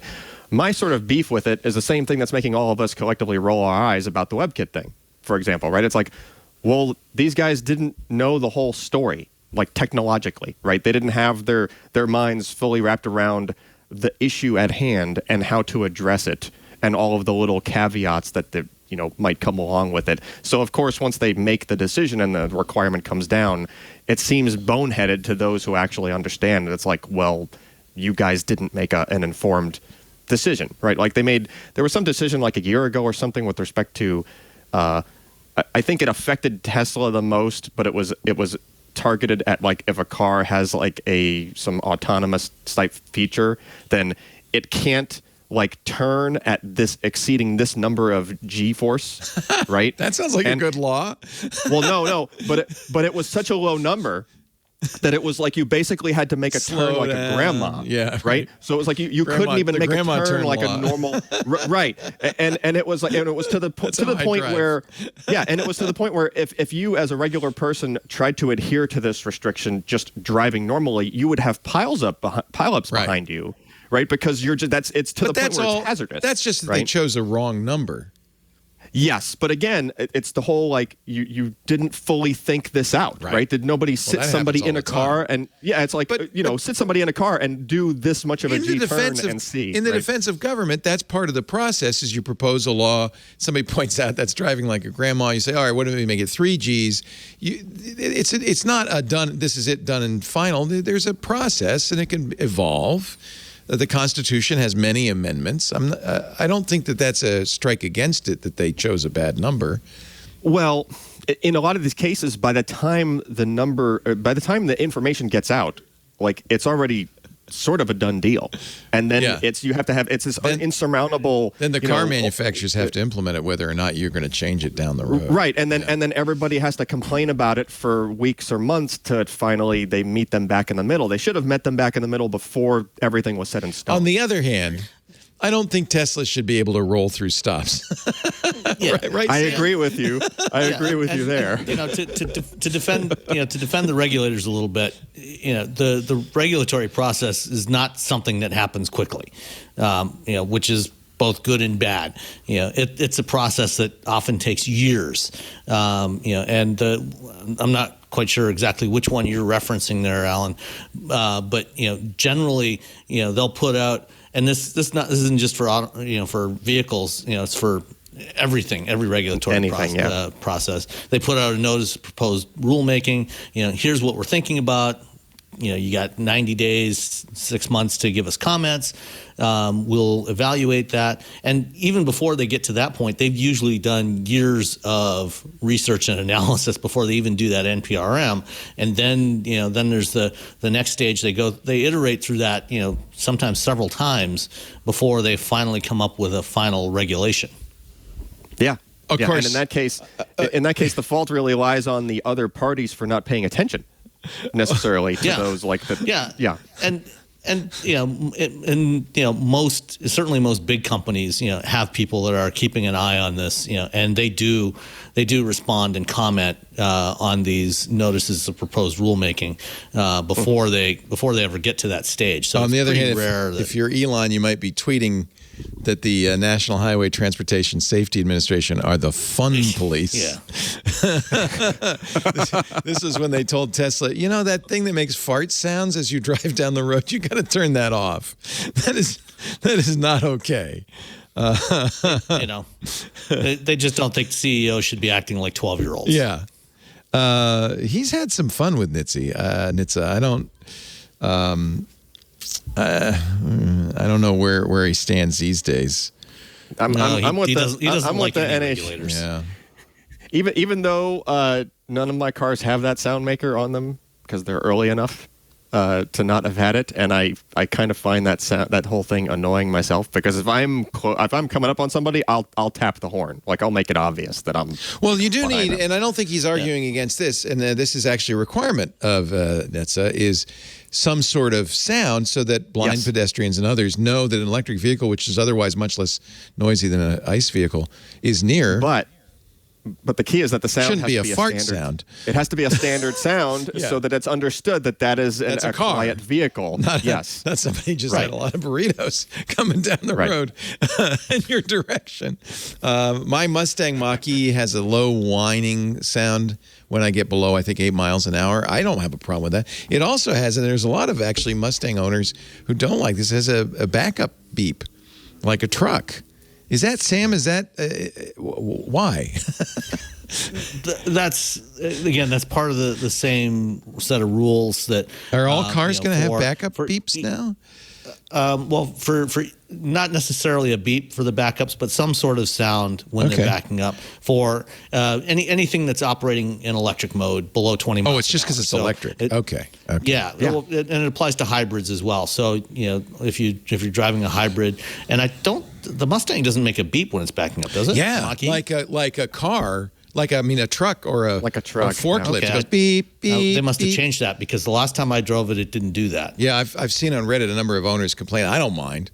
That's fine. I mean, I don't want to hit a kid that. Thing is, I got a big camera. I can see what's going on, but I don't want to hit a kid that's too small to see or whatever. So that's fine. Yeah. That's fine. I don't. No, that's intentional. And stealth like you said, backup is not something on my checklist for cars. Yeah, it needs to be relatively standardized. So that you start to build up a community understanding of what a particular sound means. Yes, and that beep is a well-known sound. I mean, it's the same sound trucks make and others. So it is definitely just like distinctive. we know that traffic signals. Red light means beep, stop. Green means go. Although Dwindle's idea in our chat room that they should sound like TIE fighters when they go by isn't a bad idea. Well, I mean, that's what Formula E race cars sound like. They sound like TIE fighters. The wine is actually great. just earlier. I was watching video. Somebody posted a video. They were test driving the Porsche Mission R concept, which is also an EV concept for a future race car, and it's very similar. It sounds like a TIE fighter. Funny. It's the whine of the the electric motors and the gears as it drives around. Yeah, love that. The electric hill climb cars are very annoying. Because that sound is like meant for you to really hear it from a long way off, because they're kind of really screaming up a hill, and they don't want someone to not know that they're coming. Right? So those sounds are, if you ever listen to those, they're like they've done some Tesla hill climbs, or even like the Volkswagen EV. I forget the name of that car. The IDR. Probably knows. Yeah, the IDR. Like when that thing's doing a hill climb event, it is like the most obnoxious sounding thing, where you'll watch a video and you kind of have to turn the volume down, and you don't get to hear the cool EV sounds, because the sound coming out of the sound maker is so annoying on the car. Yeah. But I get it. Elon right? You don't want to get run over by one of those. Well, it's funny. Last week I was flying home from South by Southwest, and I ran into a former colleague of mine that I used to work with about 10 years ago, and he used to be in PR at GM, and he now works for this company that does sound design. It's an agency, and they work with a lot of different kinds of companies creating sounds for different things, whether it's the sound of an action, or something that can be used in ads. They're working with some automakers on sounds for EVs. BMW hired Hans Zimmer to create the soundtrack for their EVs. Nice. And last week when I was at a Volvo event, they were talking about the sounds, how they do some of the sounds. It used to be that when you turned on your turn signal, the turn signal switch was tied to a mechanical relay. That's what the clicking sound was of your turn signals. It was actually a relay switching back and forth all the time. And now they don't have those relays anymore. It's all electronic. Right. So they had to come up with a sound for that. Still sounds like the relay, though, doesn't it? Still kind of click. Not in the Volvo. Oh. It's still a click, but it's different. Ah. And they showed us a video of some of their sound designers walking through a forest in Sweden, recording various sounds. And one of the sounds they happened to catch, of course they did, was as the guy stepped on a stick and the stick snapped. And he recorded that sound, and that's actually in so modern Volvo. Volvos. That's so Volvo. That when you do the turn signal, that sound is actually the sound of a twig snapping. That's so Volvo. I think that probably they made that up after they did it, but here is no. You think they really did that? Yeah. No, feels like a kind of a talked retro. To a lot of these sound design people. Retro story. It's basically a modern sort of Foley work. Here is the Before we get to the sound, Hans Zimmer let's just get to the car. making the I think electric i4 cars sound. To Hans. harmonize the volume in Hans. the car is I think, given that he was in the Buggles, it should be, the i4 killed the icy car. Electric. What a little We give Dark Knight people- theme going I on. want the sound. Where's the sound? We are There it is. Did you truly hear that? excited It sounded like a little bit like a TIE fighter going by. I like because that. the BMW iconic sounds electric are about to hit the road this year. Oh, come on. I want to hear the sound. I had to sit But through we this have to- whole dumb video. we find All right. I think if you have a car, having Hans Zimmer design the sounds is not a bad choice. Elon Musk, we'll do the Elon Musk segment and then we'll move on. Speaking of Elon, had a poll. Given that Twitter serves as the de facto public town square, failing to adhere to free speech principles fundamentally undermines democracy. So he asks, free speech is essential to a functioning democracy. Do you believe Twitter rigorously adheres to this principle? What do you think the results would be if you had a poll like that on Twitter? You think they'd say, oh, no, free speech, definitely, big part of Twitter. No, of course not. 70% said no. So then Elon, being Elon, he smoked another doobie and said, is a new platform needed? Is Elon Musk going to create his own Twitter? By the way, after the doobie wore out, he tweeted, seize the memes of production. So I don't know how serious he is about Well, this he'll whole thing. get to this right after he finally launches Pravda. Yeah. Oh, that's right. That was another thing he wanted to do. Yeah, that was like 4 or 5 years ago. Yeah. Although he's got the money. I mean, if anybody were going to launch the next Twitter, it could be Elon Musk. It's true. Yeah. Would anybody join it? I don't think so. Sees the memes of Well, production. all his fans and his bots will. Yeah, that's right. Let's take a little break. We'll come back with more. Sam Abul Samad, great to have you. Alan Malventano from Intel, not speaking for Intel, not speaking for Microsoft, but of Microsoft, Lou Maresca, also host of This Week in Enterprise Tech. I don't know if you've noticed, but my weight goes up and down quite a bit. I finally found a weight loss program I can live with for a long time. I am a fan of Noom. I know you've seen the ads. Lisa is also a big Noom fan. I have to say, I am so impressed. I started Noom a year ago because I'd seen all the ads, went through there's a question and answer process where they kind of identify your, relationship to food at the beginning. Went through that. Lisa was kind of interested. She said, you know what? I'm going to support you. She never needed to lose weight. She's always been very slender. I'm going to support you. I'm going to do it with you. I said, thank you. That's great. We'll do it together. It's very helpful when your spouse does it with you. She's lost like 10 pounds, kept it off. She looks fantastic. Still a little yo-yo. But I love Noom. Noom Weight is all about better health through education. It's a psychology-based approach that helps you change the way you think about food and health rather than demanding you change your entire lifestyle. One of the things Lisa loved and I love is there are no bad foods. A lot of diets say, oh, you can't eat that, or you can't eat that. And of course, my elephant mind, that's the thing I want. Can't eat cupcakes. I'm going to eat cupcakes, and I'm going to eat them in excess. Noom doesn't restrict what you can eat or you can't eat. It gives you the knowledge and wisdom you need to make informed choices. You log what you eat, which, by the way, just by itself is very helpful in understanding what you're doing.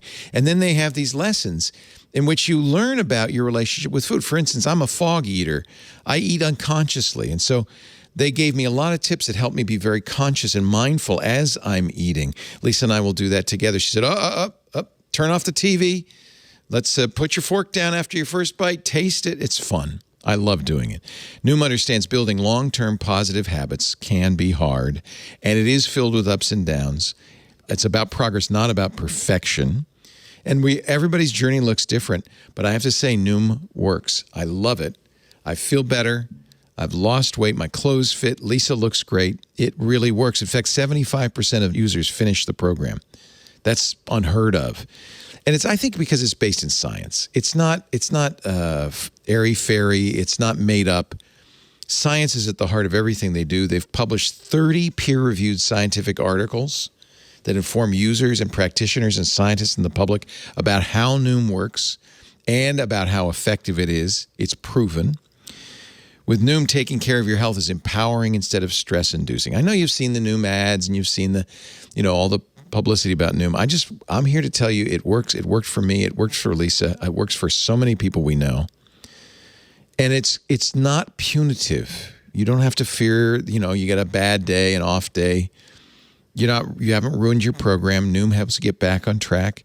Noom Weight fits beautifully into your life. 5, 10, 15 minutes a day, however much time you want to spend on the app is up to you. It is not judgmental. You get a coach who works with you. You get a group, which is all for a lot of people very healthy and helpful to have other people doing in the same journey. I think they've really figured this out. I am a big fan. Start building better habits today. Sign up for your trial. Noom, Noom.com/twit. And I believe in this. This is so great. Noom.com/twit. Start that trial today. I think you will thank me for it. I really do. In fact, I have already talked to many people who have. It's really, it's very exciting. Let's see. We're going to move on to our quick takes section. They don't have to be quick. Nothing we do here is quick. Roku has updated its OS 11, personalized photo screensaver. Finally, I know. Although I still think Roku probably, I don't know. Who do you like, Alan? Who has the best software in your opinion? Was it you said finally, or was it Lou? I think it was you. I said finally. Oh, Lou, what do you like? You have a No, you I have a started family out- and a bunch of people watching TV. You have a Yeah, I started out. I was a cord cutter a long time ago. I started out with Roku, and I just been really. I have all of them. Like I have the Ultimate, Ultras, the Expresses, and I'm just really disappointed over the years on how they've just been really static with what they've offered, and the performance is, stability's changed. I've turned everything into Apple TV now. it's three like, times more expensive. Yeah. I like the Shield TVs. Oh, those Shields are great. You know what's wrong with the Shield? And I had both Shields. I had the new Shield. I had the old one, not the stick, the big box. Yeah. The flat one. They've kept it up to date. They have a Tegra in there, which means it's got a lot of processing power. I've been playing the GeForce games on it, and it's got plenty of power for that. But there's not enough, at least in my neck of the woods. Xfinity will not let me run HBO Now on it, Showtime anytime. Oh, the app support isn't The app isn't fully support's there? not there. I wish it were, because I would absolutely. It's got the most power Doesn't- anyway. I mean, isn't that just running Android TV? Shouldn't Yeah. you just get Yeah, the but- apps straight out of the No, store? but okay, and this is a really messed up situation. The cable, these channels, none of these channels want to screw with the cable companies, because if HBO or ESPN or anybody weren't on a cable system, they would die on the vine.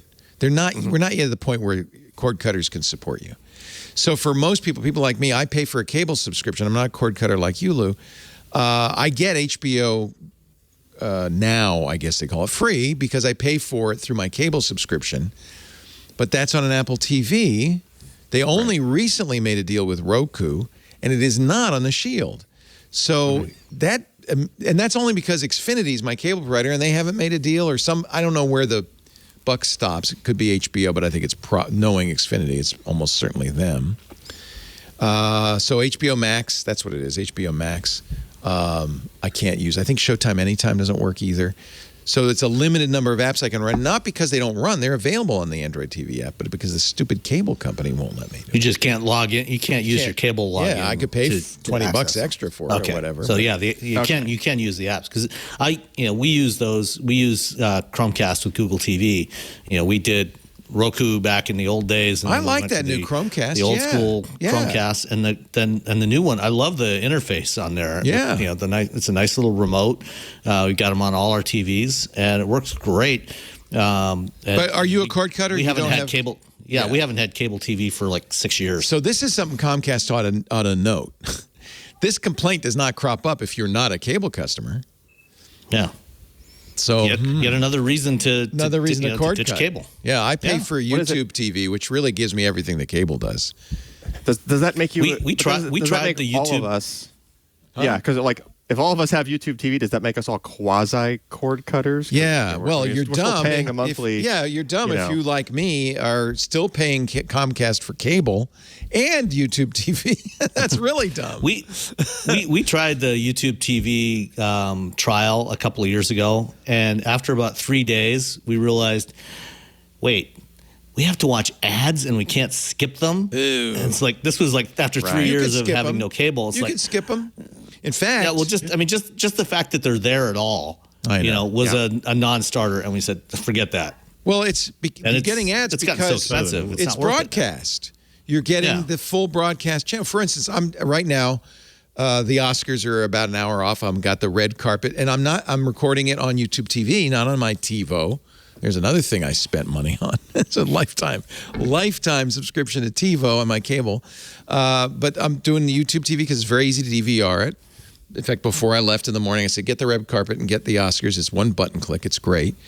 And what I'll do is, because I watch it on Apple TV, you can then press the Siri button and say skip ahead, and you have to know how many minutes the commercial break is, and you learn. You skip ahead 3.5 minutes, and it skips right through and goes to the next thing. It's great. So that's the trick. You have to do it on an Apple TV.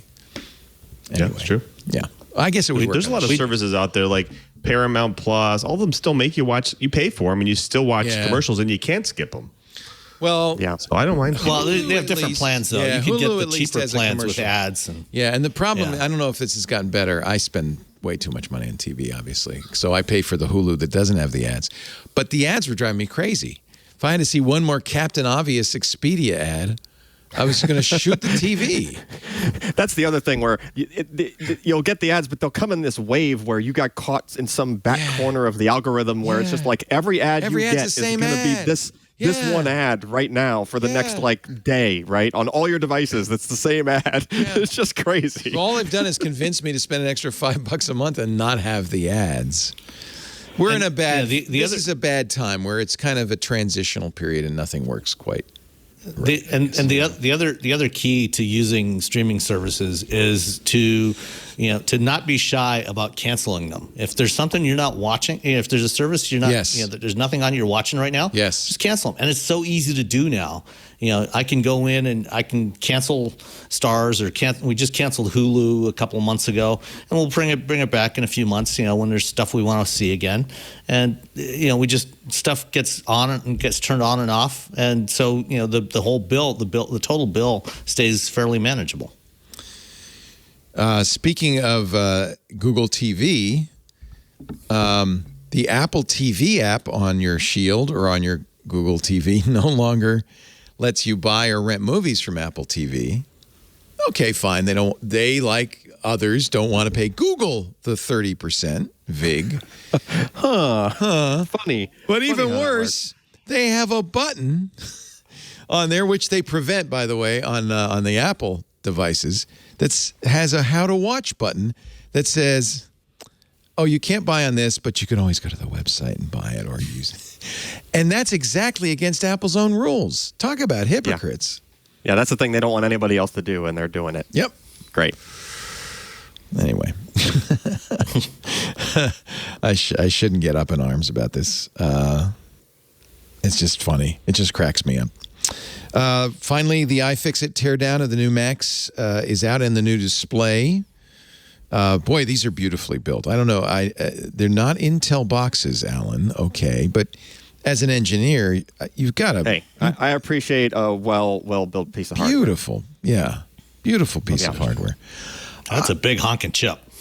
Oh yeah, there's the pictures of the chip are hysterical. The Ultra is like as big as a Matchbox or something. Well, have we seen a picture of the chip without the heat spreader on it? Heat spreader. So the actual die. Yeah, let me show you. How big is that actually? It's big. As I said on one show, it's as big as your middle finger, which is the message Apple's sending to Intel. No, I'm sorry. I shouldn't say that out loud. Max Tech was the first to do a teardown, and let me jump ahead in his video because I was impressed because he was going to have to put it back again. Because I know the first ones I saw, was just the package, with next to a Ryzen. It was like 3 times the size of a Ryzen 7. Well, that's as far as that's as far as he's gotten. So here he is taking the heat spreader off. Here's the die, and there you see the thermal paste on that. He's going to actually rub off the thermal paste a little bit here. There it is. So where that is. That same footprint underneath. That footprint, because that's where the thermal paste is. The rest of this die, the chip is filled with RAM and the ProRes playback stuff and the AI stuff and all of that stuff. But he does later put a Ryzen next to it. Let me see if I can get to that part of the video. They run pretty cool, so it's probably why they're so small. The heat spreader is so small. Well, there's one on the top and the bottom, which is kind of interesting. Right. These, I don't think they're trying to run quite as cool because I think they really want to maximize the output of these things. So the fan is always on this. I ran a process that was very CPU intensive, pegged the CPUs all.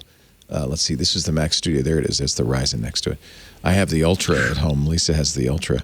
I pegged the CPUs for a long period of time as a photogrammetry project Alex Lindsay gave me.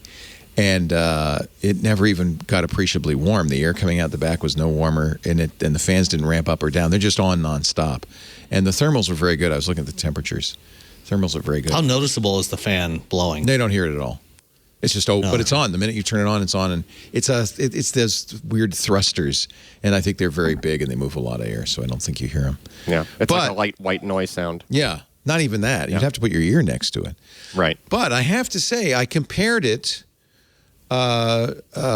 processor-wise on this photogrammetry project to the same project running on a PC, running Linux with a Radeon or a NVIDIA GTX 3080, and it was much faster than the Ultra. Was it accelerated by? Well, I think the software, it's called Metashape, which they write for Windows, Mac, and Linux. I was running on a Linux machine. Mm-hmm. I don't know how well tuned it is for the M1. It was M1 software, but I don't know how well tuned it is for the GPUs in the M1. So these are system GPUs. They're on that chip. And I don't know. It didn't look like it was using the GPUs as much. On the other hand, on the PC, it was pegging the 3080. It was really using the GPU. And the GPU-bound stuff was like 3 or 4 times faster. But that's important. What it means is that just going out and buying the Ultra doesn't guarantee you a faster process. You need to have software that's tuned for it. And in fact, Apple shows the graph at 200 watts, how, we're just as good as a 3090 at 200 watts. What they don't mention is the 3090 can go to 400 watts and will in fact outpace the Ultra. If heat and power are not a concern, which they're not on a desktop, then you don't have the fastest chip on the block. And Apple really obfuscates that, I think. So I'm happy to have these, but I think you really need to know what you're... First of all, you don't need one of these unless you're using something that's going to use all these CPUs, which is nothing, just a handful of things. And secondly, you need to use a tool that is tuned and the hardware that is tuned for the job you're doing. And it's not obviously the Apple always. Well, I mean, that's been the case for a long time, though, right? Like, you buy the Apple, you're buying the thing as it comes. Chances are you're not really going to upgrade it after the fact. Right, those are these are not upgradable at all. Right, those are just the bounds that you sort of buy into if you go that route. If that's your cup of tea, then fine. But if you're the flip side of that is PC enthusiast style folks who just want to build the fire-breathing rig to do you can do it whatever. That's right. Right, they want to build an UGM. Right, you're never going to do an UGM with an iMac. No. Right. First of all, because none of the games you want to run will run on the iMac. Well, sure. But even if they did. I have, I think the UGM number, 2 or 3, one of the heat sinks, one of the water blocks is on my shelf there. The Colleen ultimate gaming machine. If Colleen gave it to you, it's like the one we built in 2006 or something. Yeah. It was like the triple water cooled. It's so she has one of them. Patrick Norton has the other one, and I have the third one. Oh, no kidding. We're UGM bros, I guess is what you want to call it. Glad to know the ultimate gaming machine survived, at least in pieces somewhere. In pieces. It's far from ultimate these days, obviously. Oh, yeah, that was like a GTX 280 water block or something. Yeah. We've built those over the years. The first one we built was at Tech TV. We built that one with Colleen in the mid-2000s, and then we built another one when we started the new Screensavers, brought it back. The UGM where it was like, Alan, what do we use? Oh, you got to use Velociraptors. Oh, I remember. Remember? Well, and then I think the one we built on Tech TV was, what was the company where then they had the 2 cards and you could have a connector between the 2 cards? And that was, you talking on the graphics cards? Yeah. What was the name? That was SLI. NVLink? SLI. Yeah. But it might even SLI with the early SLI. It was like maybe even before. What was the name of that company that used to make? It was. What do you mean? That was NVIDIA. NVIDIA. No. This is pre-NVIDIA. It was 3DFX. The 3DFX. Thank you. And you could parallelize the cards in some weird way. Yep, you can have a pair of like Voodoo. I don't know, like 2000s at the time or something. Man, that was Voodoo. That was it. Voodoo. It was which NVIDIA later acquired, right? Right. Like that's how SLI came about, but it was pre-SLI. Yeah. Any of you play any of the virtualized things? Are you a Game Pass user, Alan? Not Alan. Lou, thank you. Yes. The guy over there. Yes. My brain is fried. Sorry, Lou. I know who you are. So you use the game, what is that? I do. Old xCloud. Now it's called Game Pass, right? Right. It's right. Correctly. Yeah. And Game Pass is nice. By the way, that's why I can't remember names, because my brain is filled with crap like that. It used to be xCloud. Now it's Game Pass. Well, there's actually xCloud, Game Pass and xCloud, 2 different things. Like xCloud is you can you can remotely play from like a mobile phone on their servers. And Game Pass is just, they give you like a barrage of games that you can choose from and install for free as part of Game Pass. But what do they call xCloud now then? I don't know. Actually. I think it's the Game Pass, cloud gaming, Game Pass cloud gaming or something. They don't call it xCloud anymore. That was a code name. Anyway, so is it as good? Do I need a 3080 or 90, or can I just play on Microsoft's GPUs? Well, it all depends. Like if you're playing, first-person shooter games, it's probably not going to be super great because the latency is anytime it's going to be a problem with that. But if you're playing like, Minecraft or something like that, it's great for Minecraft. Yeah. I can play Minecraft on a Raspberry Pi. I don't really need Stadia for that. Okay. Yeah, I mean, I had high hopes for all of these streaming services because not for gaming so much. I really thought that this was what Google, Microsoft, NVIDIA, and others were doing to test out the ability to stream software, and ultimately it was to stream an entire computer operating system. That was the real. That's fine, except that latency issue, just like Lou said. Right? Really? That's the problem. Is that there's no way around. I don't care about the laws latency of on my physics, Leo. spreadsheet. Well, you do if you move the mouse and it takes 20 milliseconds or 50 milliseconds for the mouse to move on your screen. Or I'm typing and the letters show up a second later. That's no good. You're right. Right. See, and that's, and in some cases that's an awful, depending on how it's optimized, but in some cases there's an awful lot of bandwidth that you would need to go back and forth to redraw whatever the thing is just for something where locally on the system it would barely use any resources at all. You're right. Yeah, so depending on what the thing is, sometimes it's actually less efficient to stream it versus just have it locally. Microsoft does have Windows streaming Windows solution, right? Sorry, Windows 365? No. You run their server. I can't remember what they call it. The virtual desktop. Yeah. Yep, BDI. Yeah, I think they've had that for a while. And in fact, a lot of companies use this just to make things more secure. So like if you have your home machine, your remote worker, you use it as you kind of jump box into it. And those machines are highly patched and they're highly regulated. That's why I thought it would take off. The business would want this because they could buy cheap hardware, run Windows virtualized. They wouldn't have to worry about the IT burden of keeping it up to date, keeping it patched, all that stuff. I thought that would be a great solution. Azure Virtual Desktop. It's expensive, though. It's more than a PC would be, I think. So it depends. It depends how many licenses you're buying and but I love the idea. I mean, it really solves so many security issues. As long as you trust Microsoft, I guess. But who doesn't trust? Lou, is that using the same sort of like trick where just the what was the old school version where you could just do the equivalent of like VNC locally on your network? That was just remote desktop, right?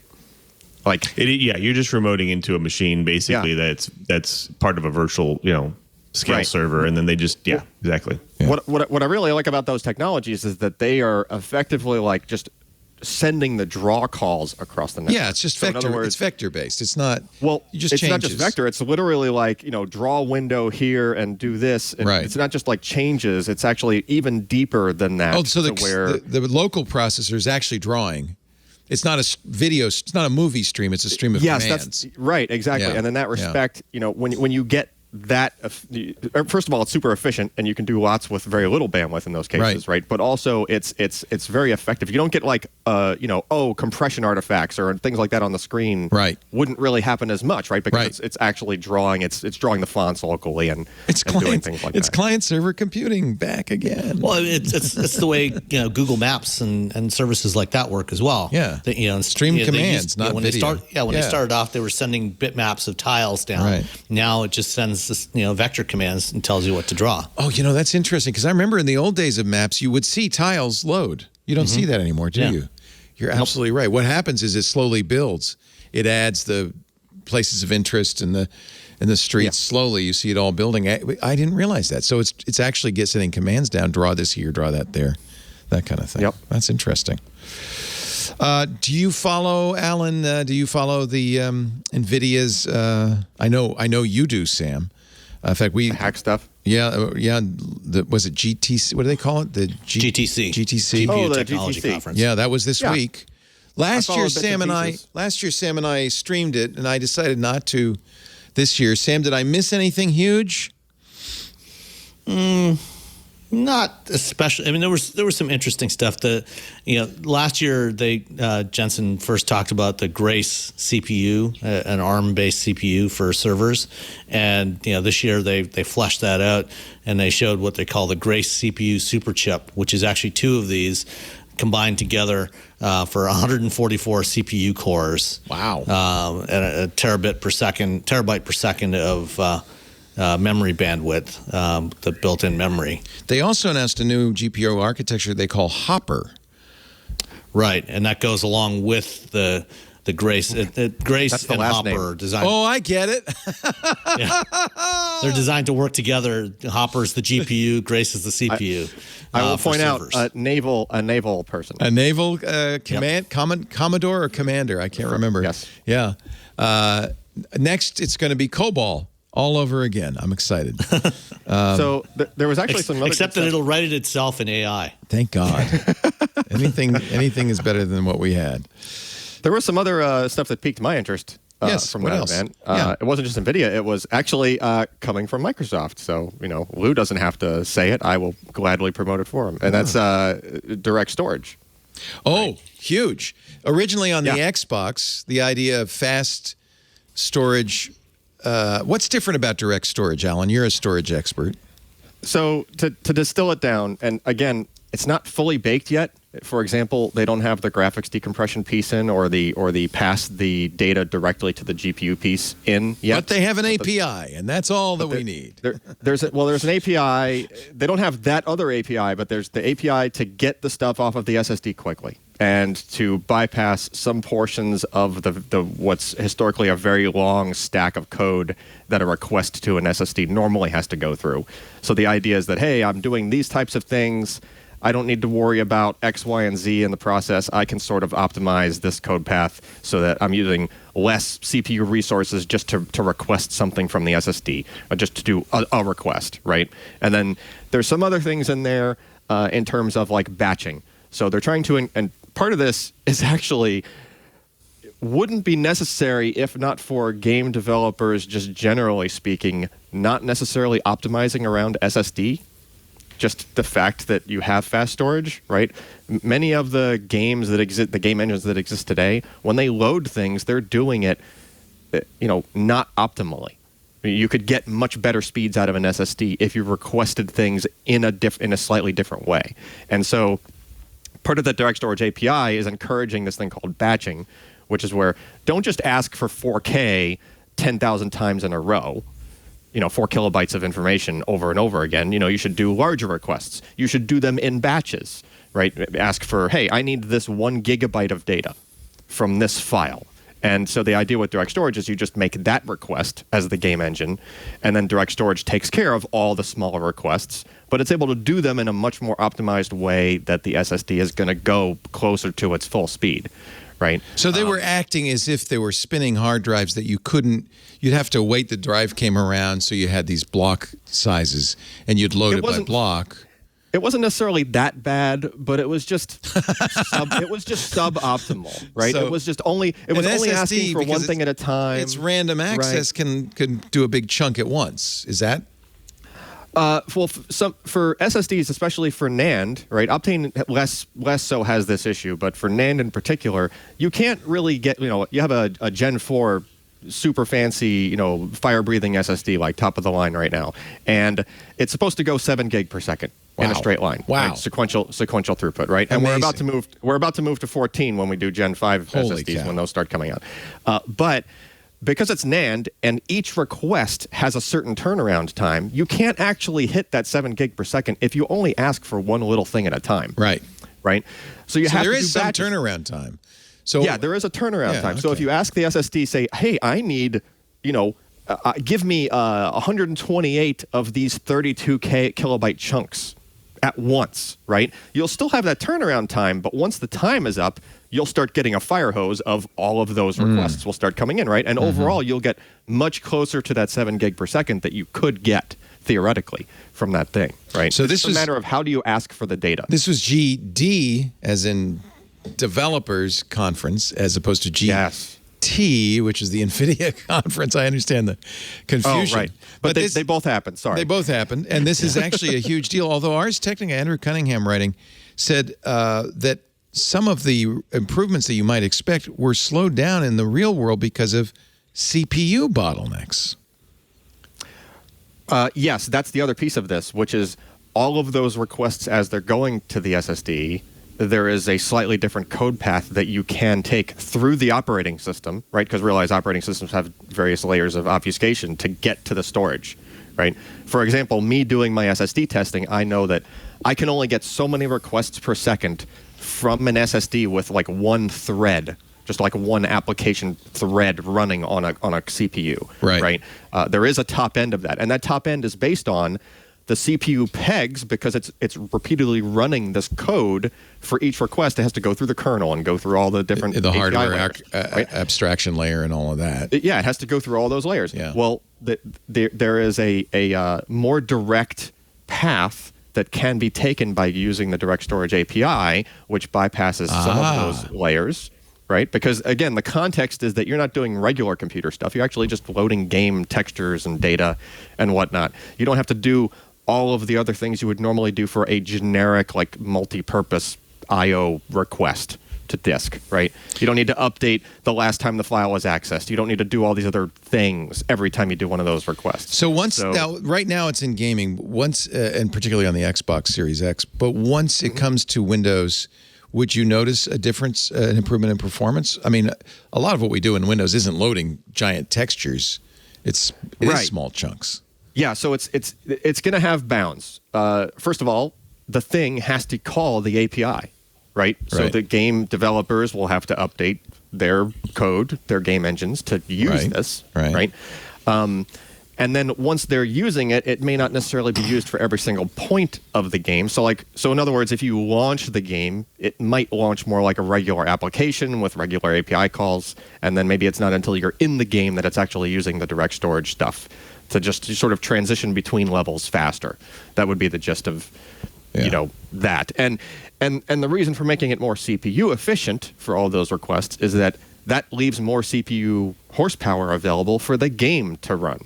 Right, you're making the storage piece more efficient. Right. So then the game developers will, at least in theory, be able to move more towards, the same sort of thing that the Xbox is doing, right? Where you have seamless transitions between what would have been a loading scene in a game, right? Just turns into you just go right into the next thing because it's able to load all of that stuff faster and more efficiently in the background and not impact the performance of the game.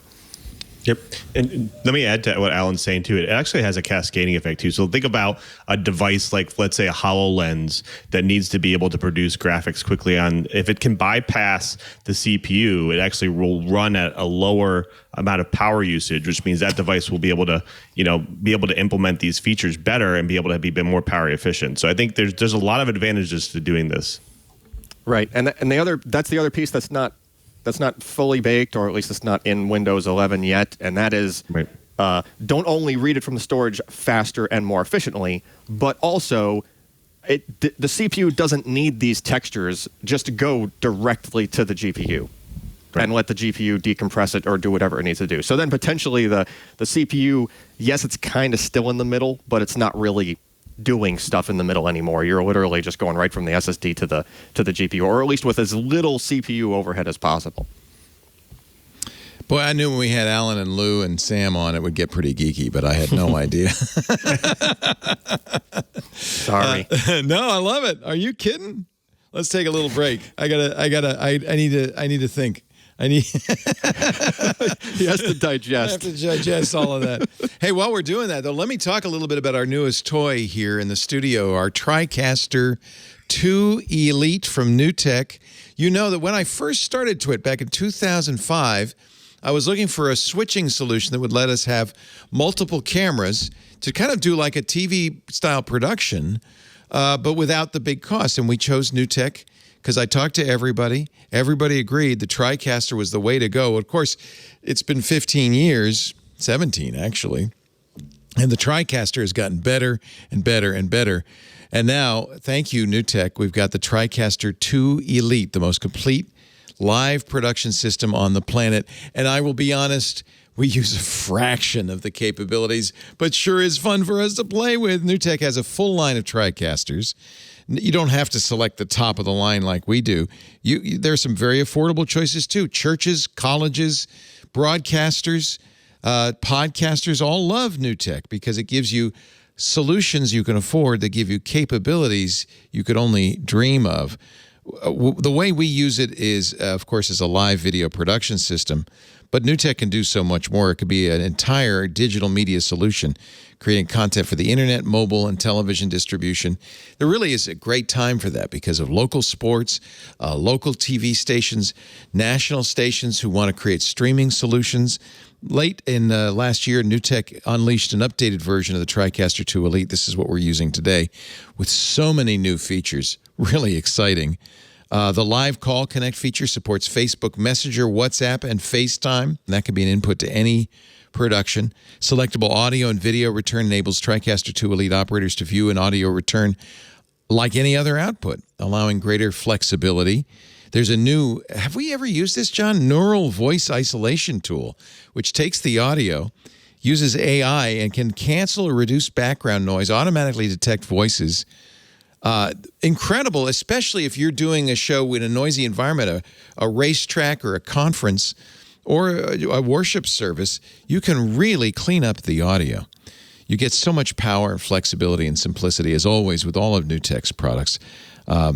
You've got variable support in macros.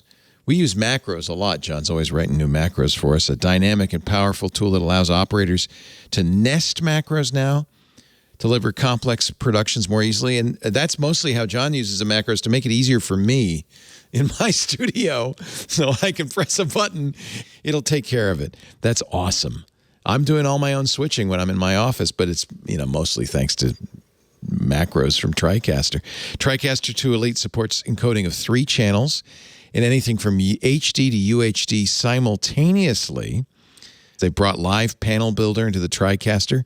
This is always a nice, post-production tool. Now you can create bespoke user interfaces, customize each preset within the user interface, making your distributed workflow simpler, more cohesive, never compromising on quality. I can go on and on. I can rhapsodize for hours, and I'm not even the primary user. Our team loves our TriCaster. We especially love NDI, the network distributed interface. We have an NDI camera, pan tilt zoom camera above me.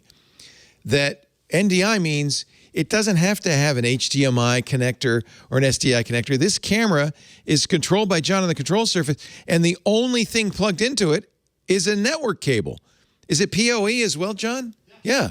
So we don't even have a power cable. The whole thing is controlled by a network cable. The video goes over the network into the TriCaster. That's awesome. That's awesome.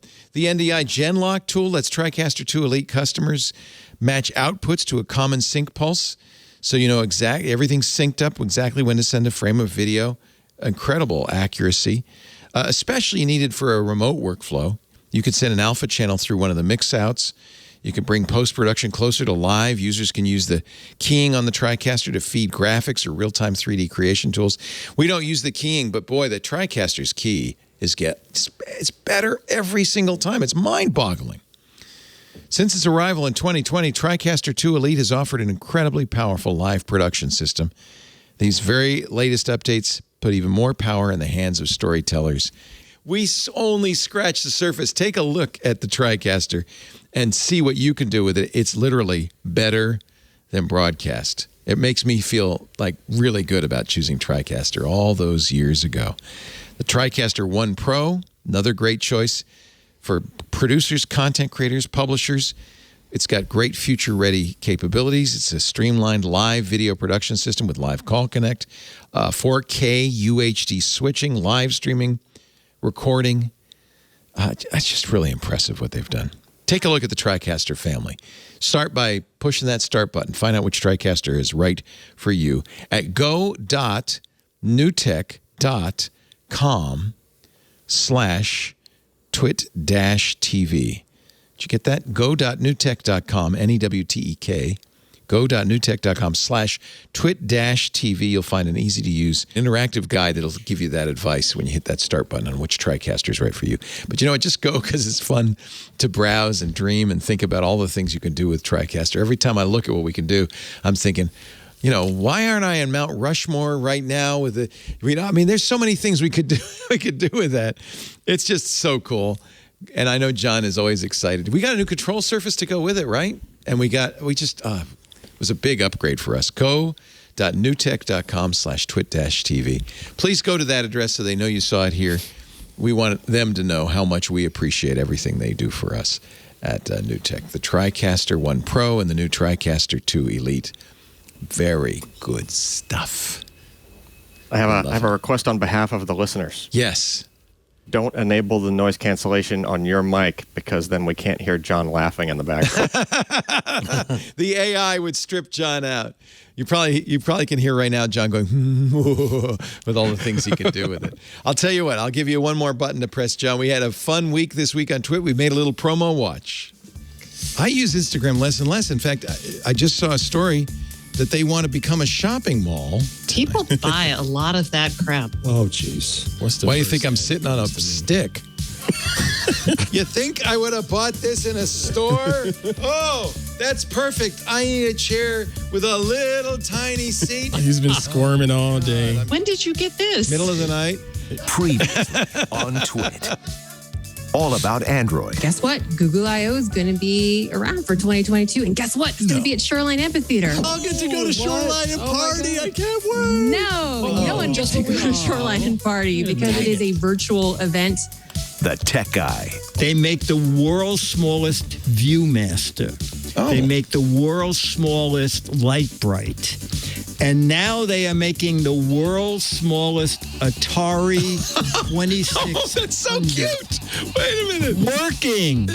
Mac Break Weekly. Apple is fined for the 9th time. There's only one more week, and then this will all be over, Apple, by the Dutch regulators. It's 5 million euros every week. I think that Apple just saw it and said, well, that'll cost $50 million. And then they went back to what they were doing. They were like, Tim Cook has a stack of singles, and he's just counting off singles every week. Make it rain, Tim. Make it rain. Twit. Take it to the bank. Oh, don't mind me. I'm just playing Centipede on my little tiny... This thing is so... I need one of those. It's so cute. Look, it's a little 2600. And then you get a little joystick. It's totally playable, though. And you can, there's the reset button. It even makes the sound. Look, Pac-Man. Where do you get those? Target. Walmart. You know, it's, Micah and I did this yesterday with Dick. And, oh, look at this. This is the first video game I ever played, Pong. I remember getting a stack of quarters and a White Russian and sitting down to play this game in a bar. I didn't come out 5 White Russians and 8 hours later because I was so entranced by the idea that you could play a video game on a computer. Now I have it on something the size of I don't know, the size of a cube. It's so cute. Look, the TV comes out. It's got little legs. This thing is hysterical. It tilts? $20. Miracle. It's a miracle. Atari $20. I gotta get one of those. Yeah, and that was the first console I owned. Me too. I've told the story many times. I apologize if you've heard it before, but I spent so much money and time at Chuck E. Cheese Pizza Time Theater playing Asteroids and Battlezone and all that. I finally said, you know what, I should really get the 2600. And I did, and that's actually how I got into computers, because then I said, well, what I really need is an Atari 400. And then I said, what I really need is Atari 800, and, well, you know how it goes. But now I have a little 2600. Look, it's so cute. So cute. They must have licensed it, right? It's exactly like it. I'm just surprised they got Pong. Oh, I know. Was that an Atari game? I don't think so originally. It was Namco or somebody. They have Pac-Man's on there. That's the Pong arcade game is the one that that's the only one that gives the MAME project a really hard time. Oh, really? They sue them about well, they just don't want that out there, I guess. I mean, people still get it, of course. You they could figure write it out, in Python I know. in an hour. I mean, it's the simplest game ever. Yeah. It's funny. I didn't. Who owns Pong? The chat room. Do you know who owns Pong?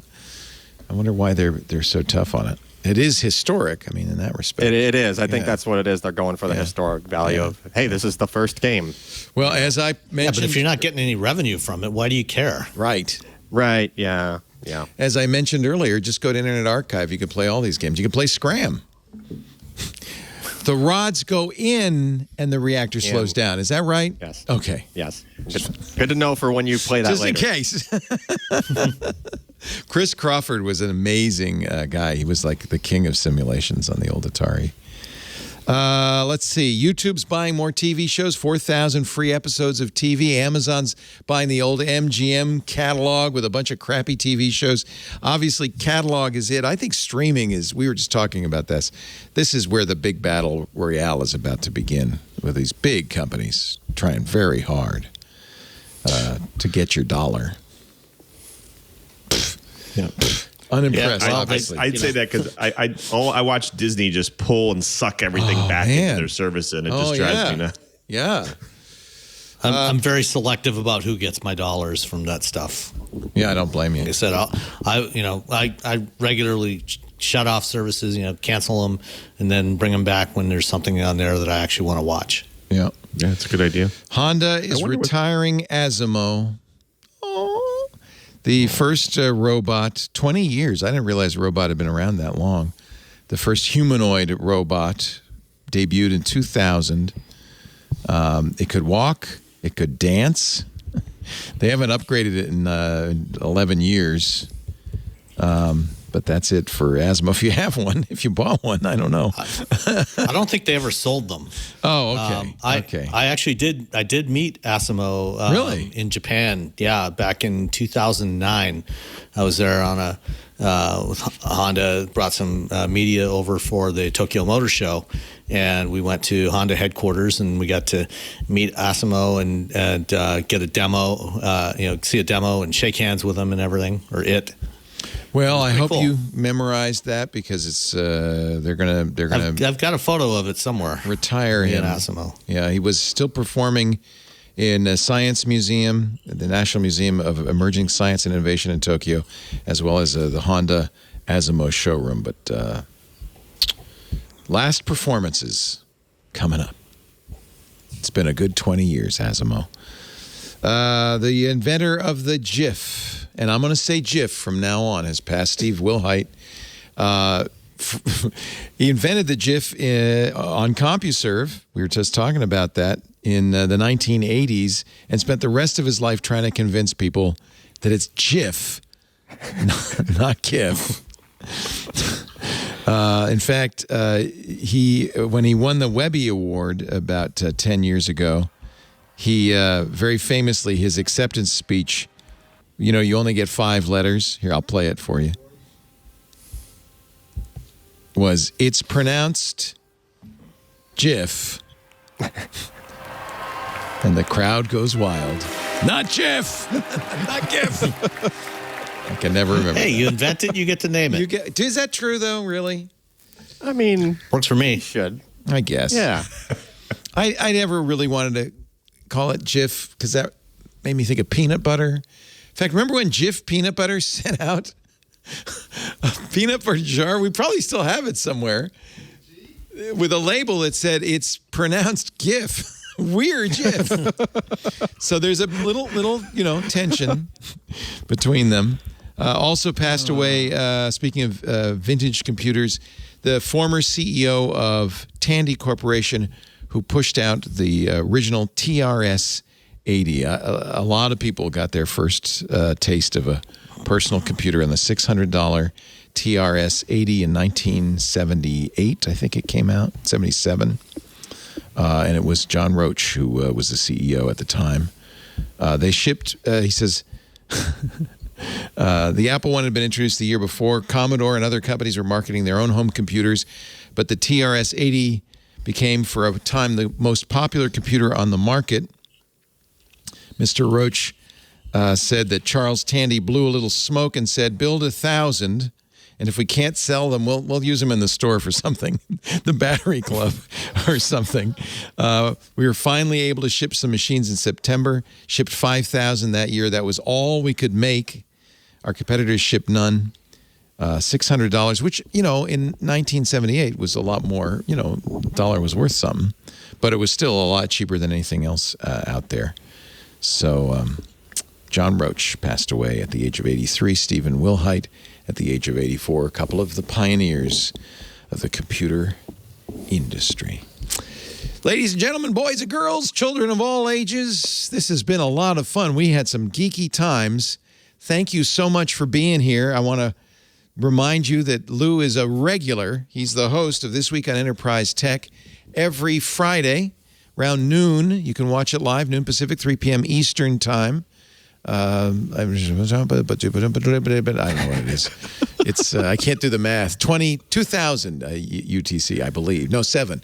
It's 1900 UTC. I think something like that. Come on by, watch it live, or subscribe at twit.tv/Twyat. Thank you, Lou. Thank you, Leo. Everything going well? Yeah, good. Having a blast, having a good time. We're doing remote work and enjoying it. You're working remotely at Microsoft. That's right. Yeah, my whole org is over in Redmond. So I know Microsoft's bringing people back into the office. You can stay remote though. I am 100% remote. Nice. Well, we love you, and we really love the work you do. And so thank you for being here for us. Thank you. I enjoy doing it. I don't like to make you work on a Sunday, but every once in a while, just to reconnect. It's great to see you. I have a blast. Thank you for having me. So glad to reconnect with Alan Malventano, longtime friend, host of This Week in Computer Hardware for many years until he went off and joined the enemy at Intel, storage technical analyst. Enemy? No, they're the good guys. How is it at Intel these days? Is it invigorated? Yeah, there's plenty of storage stuff for me to try to get people to fix and make better. Mr. Optane. Also, I think Pat Gelsinger has been a really exciting CEO, and his vision for Intel as both a design company and a foundry is really interesting. I know it's a gutsy move, but we wish you guys absolutely the best. We need Intel. Intel's very important.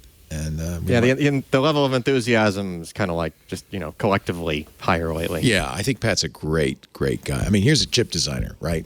He should be who's running Intel, I think. Yeah, great to have you on, Alan. Are you any podcasts you're doing? Anything you want to plug? No, I don't really do much of anything. We're lucky in the to way get you. Well, yeah. But I mean, heck, I can go over to Lou or Sam to talk storage or cars. Get geeky, man.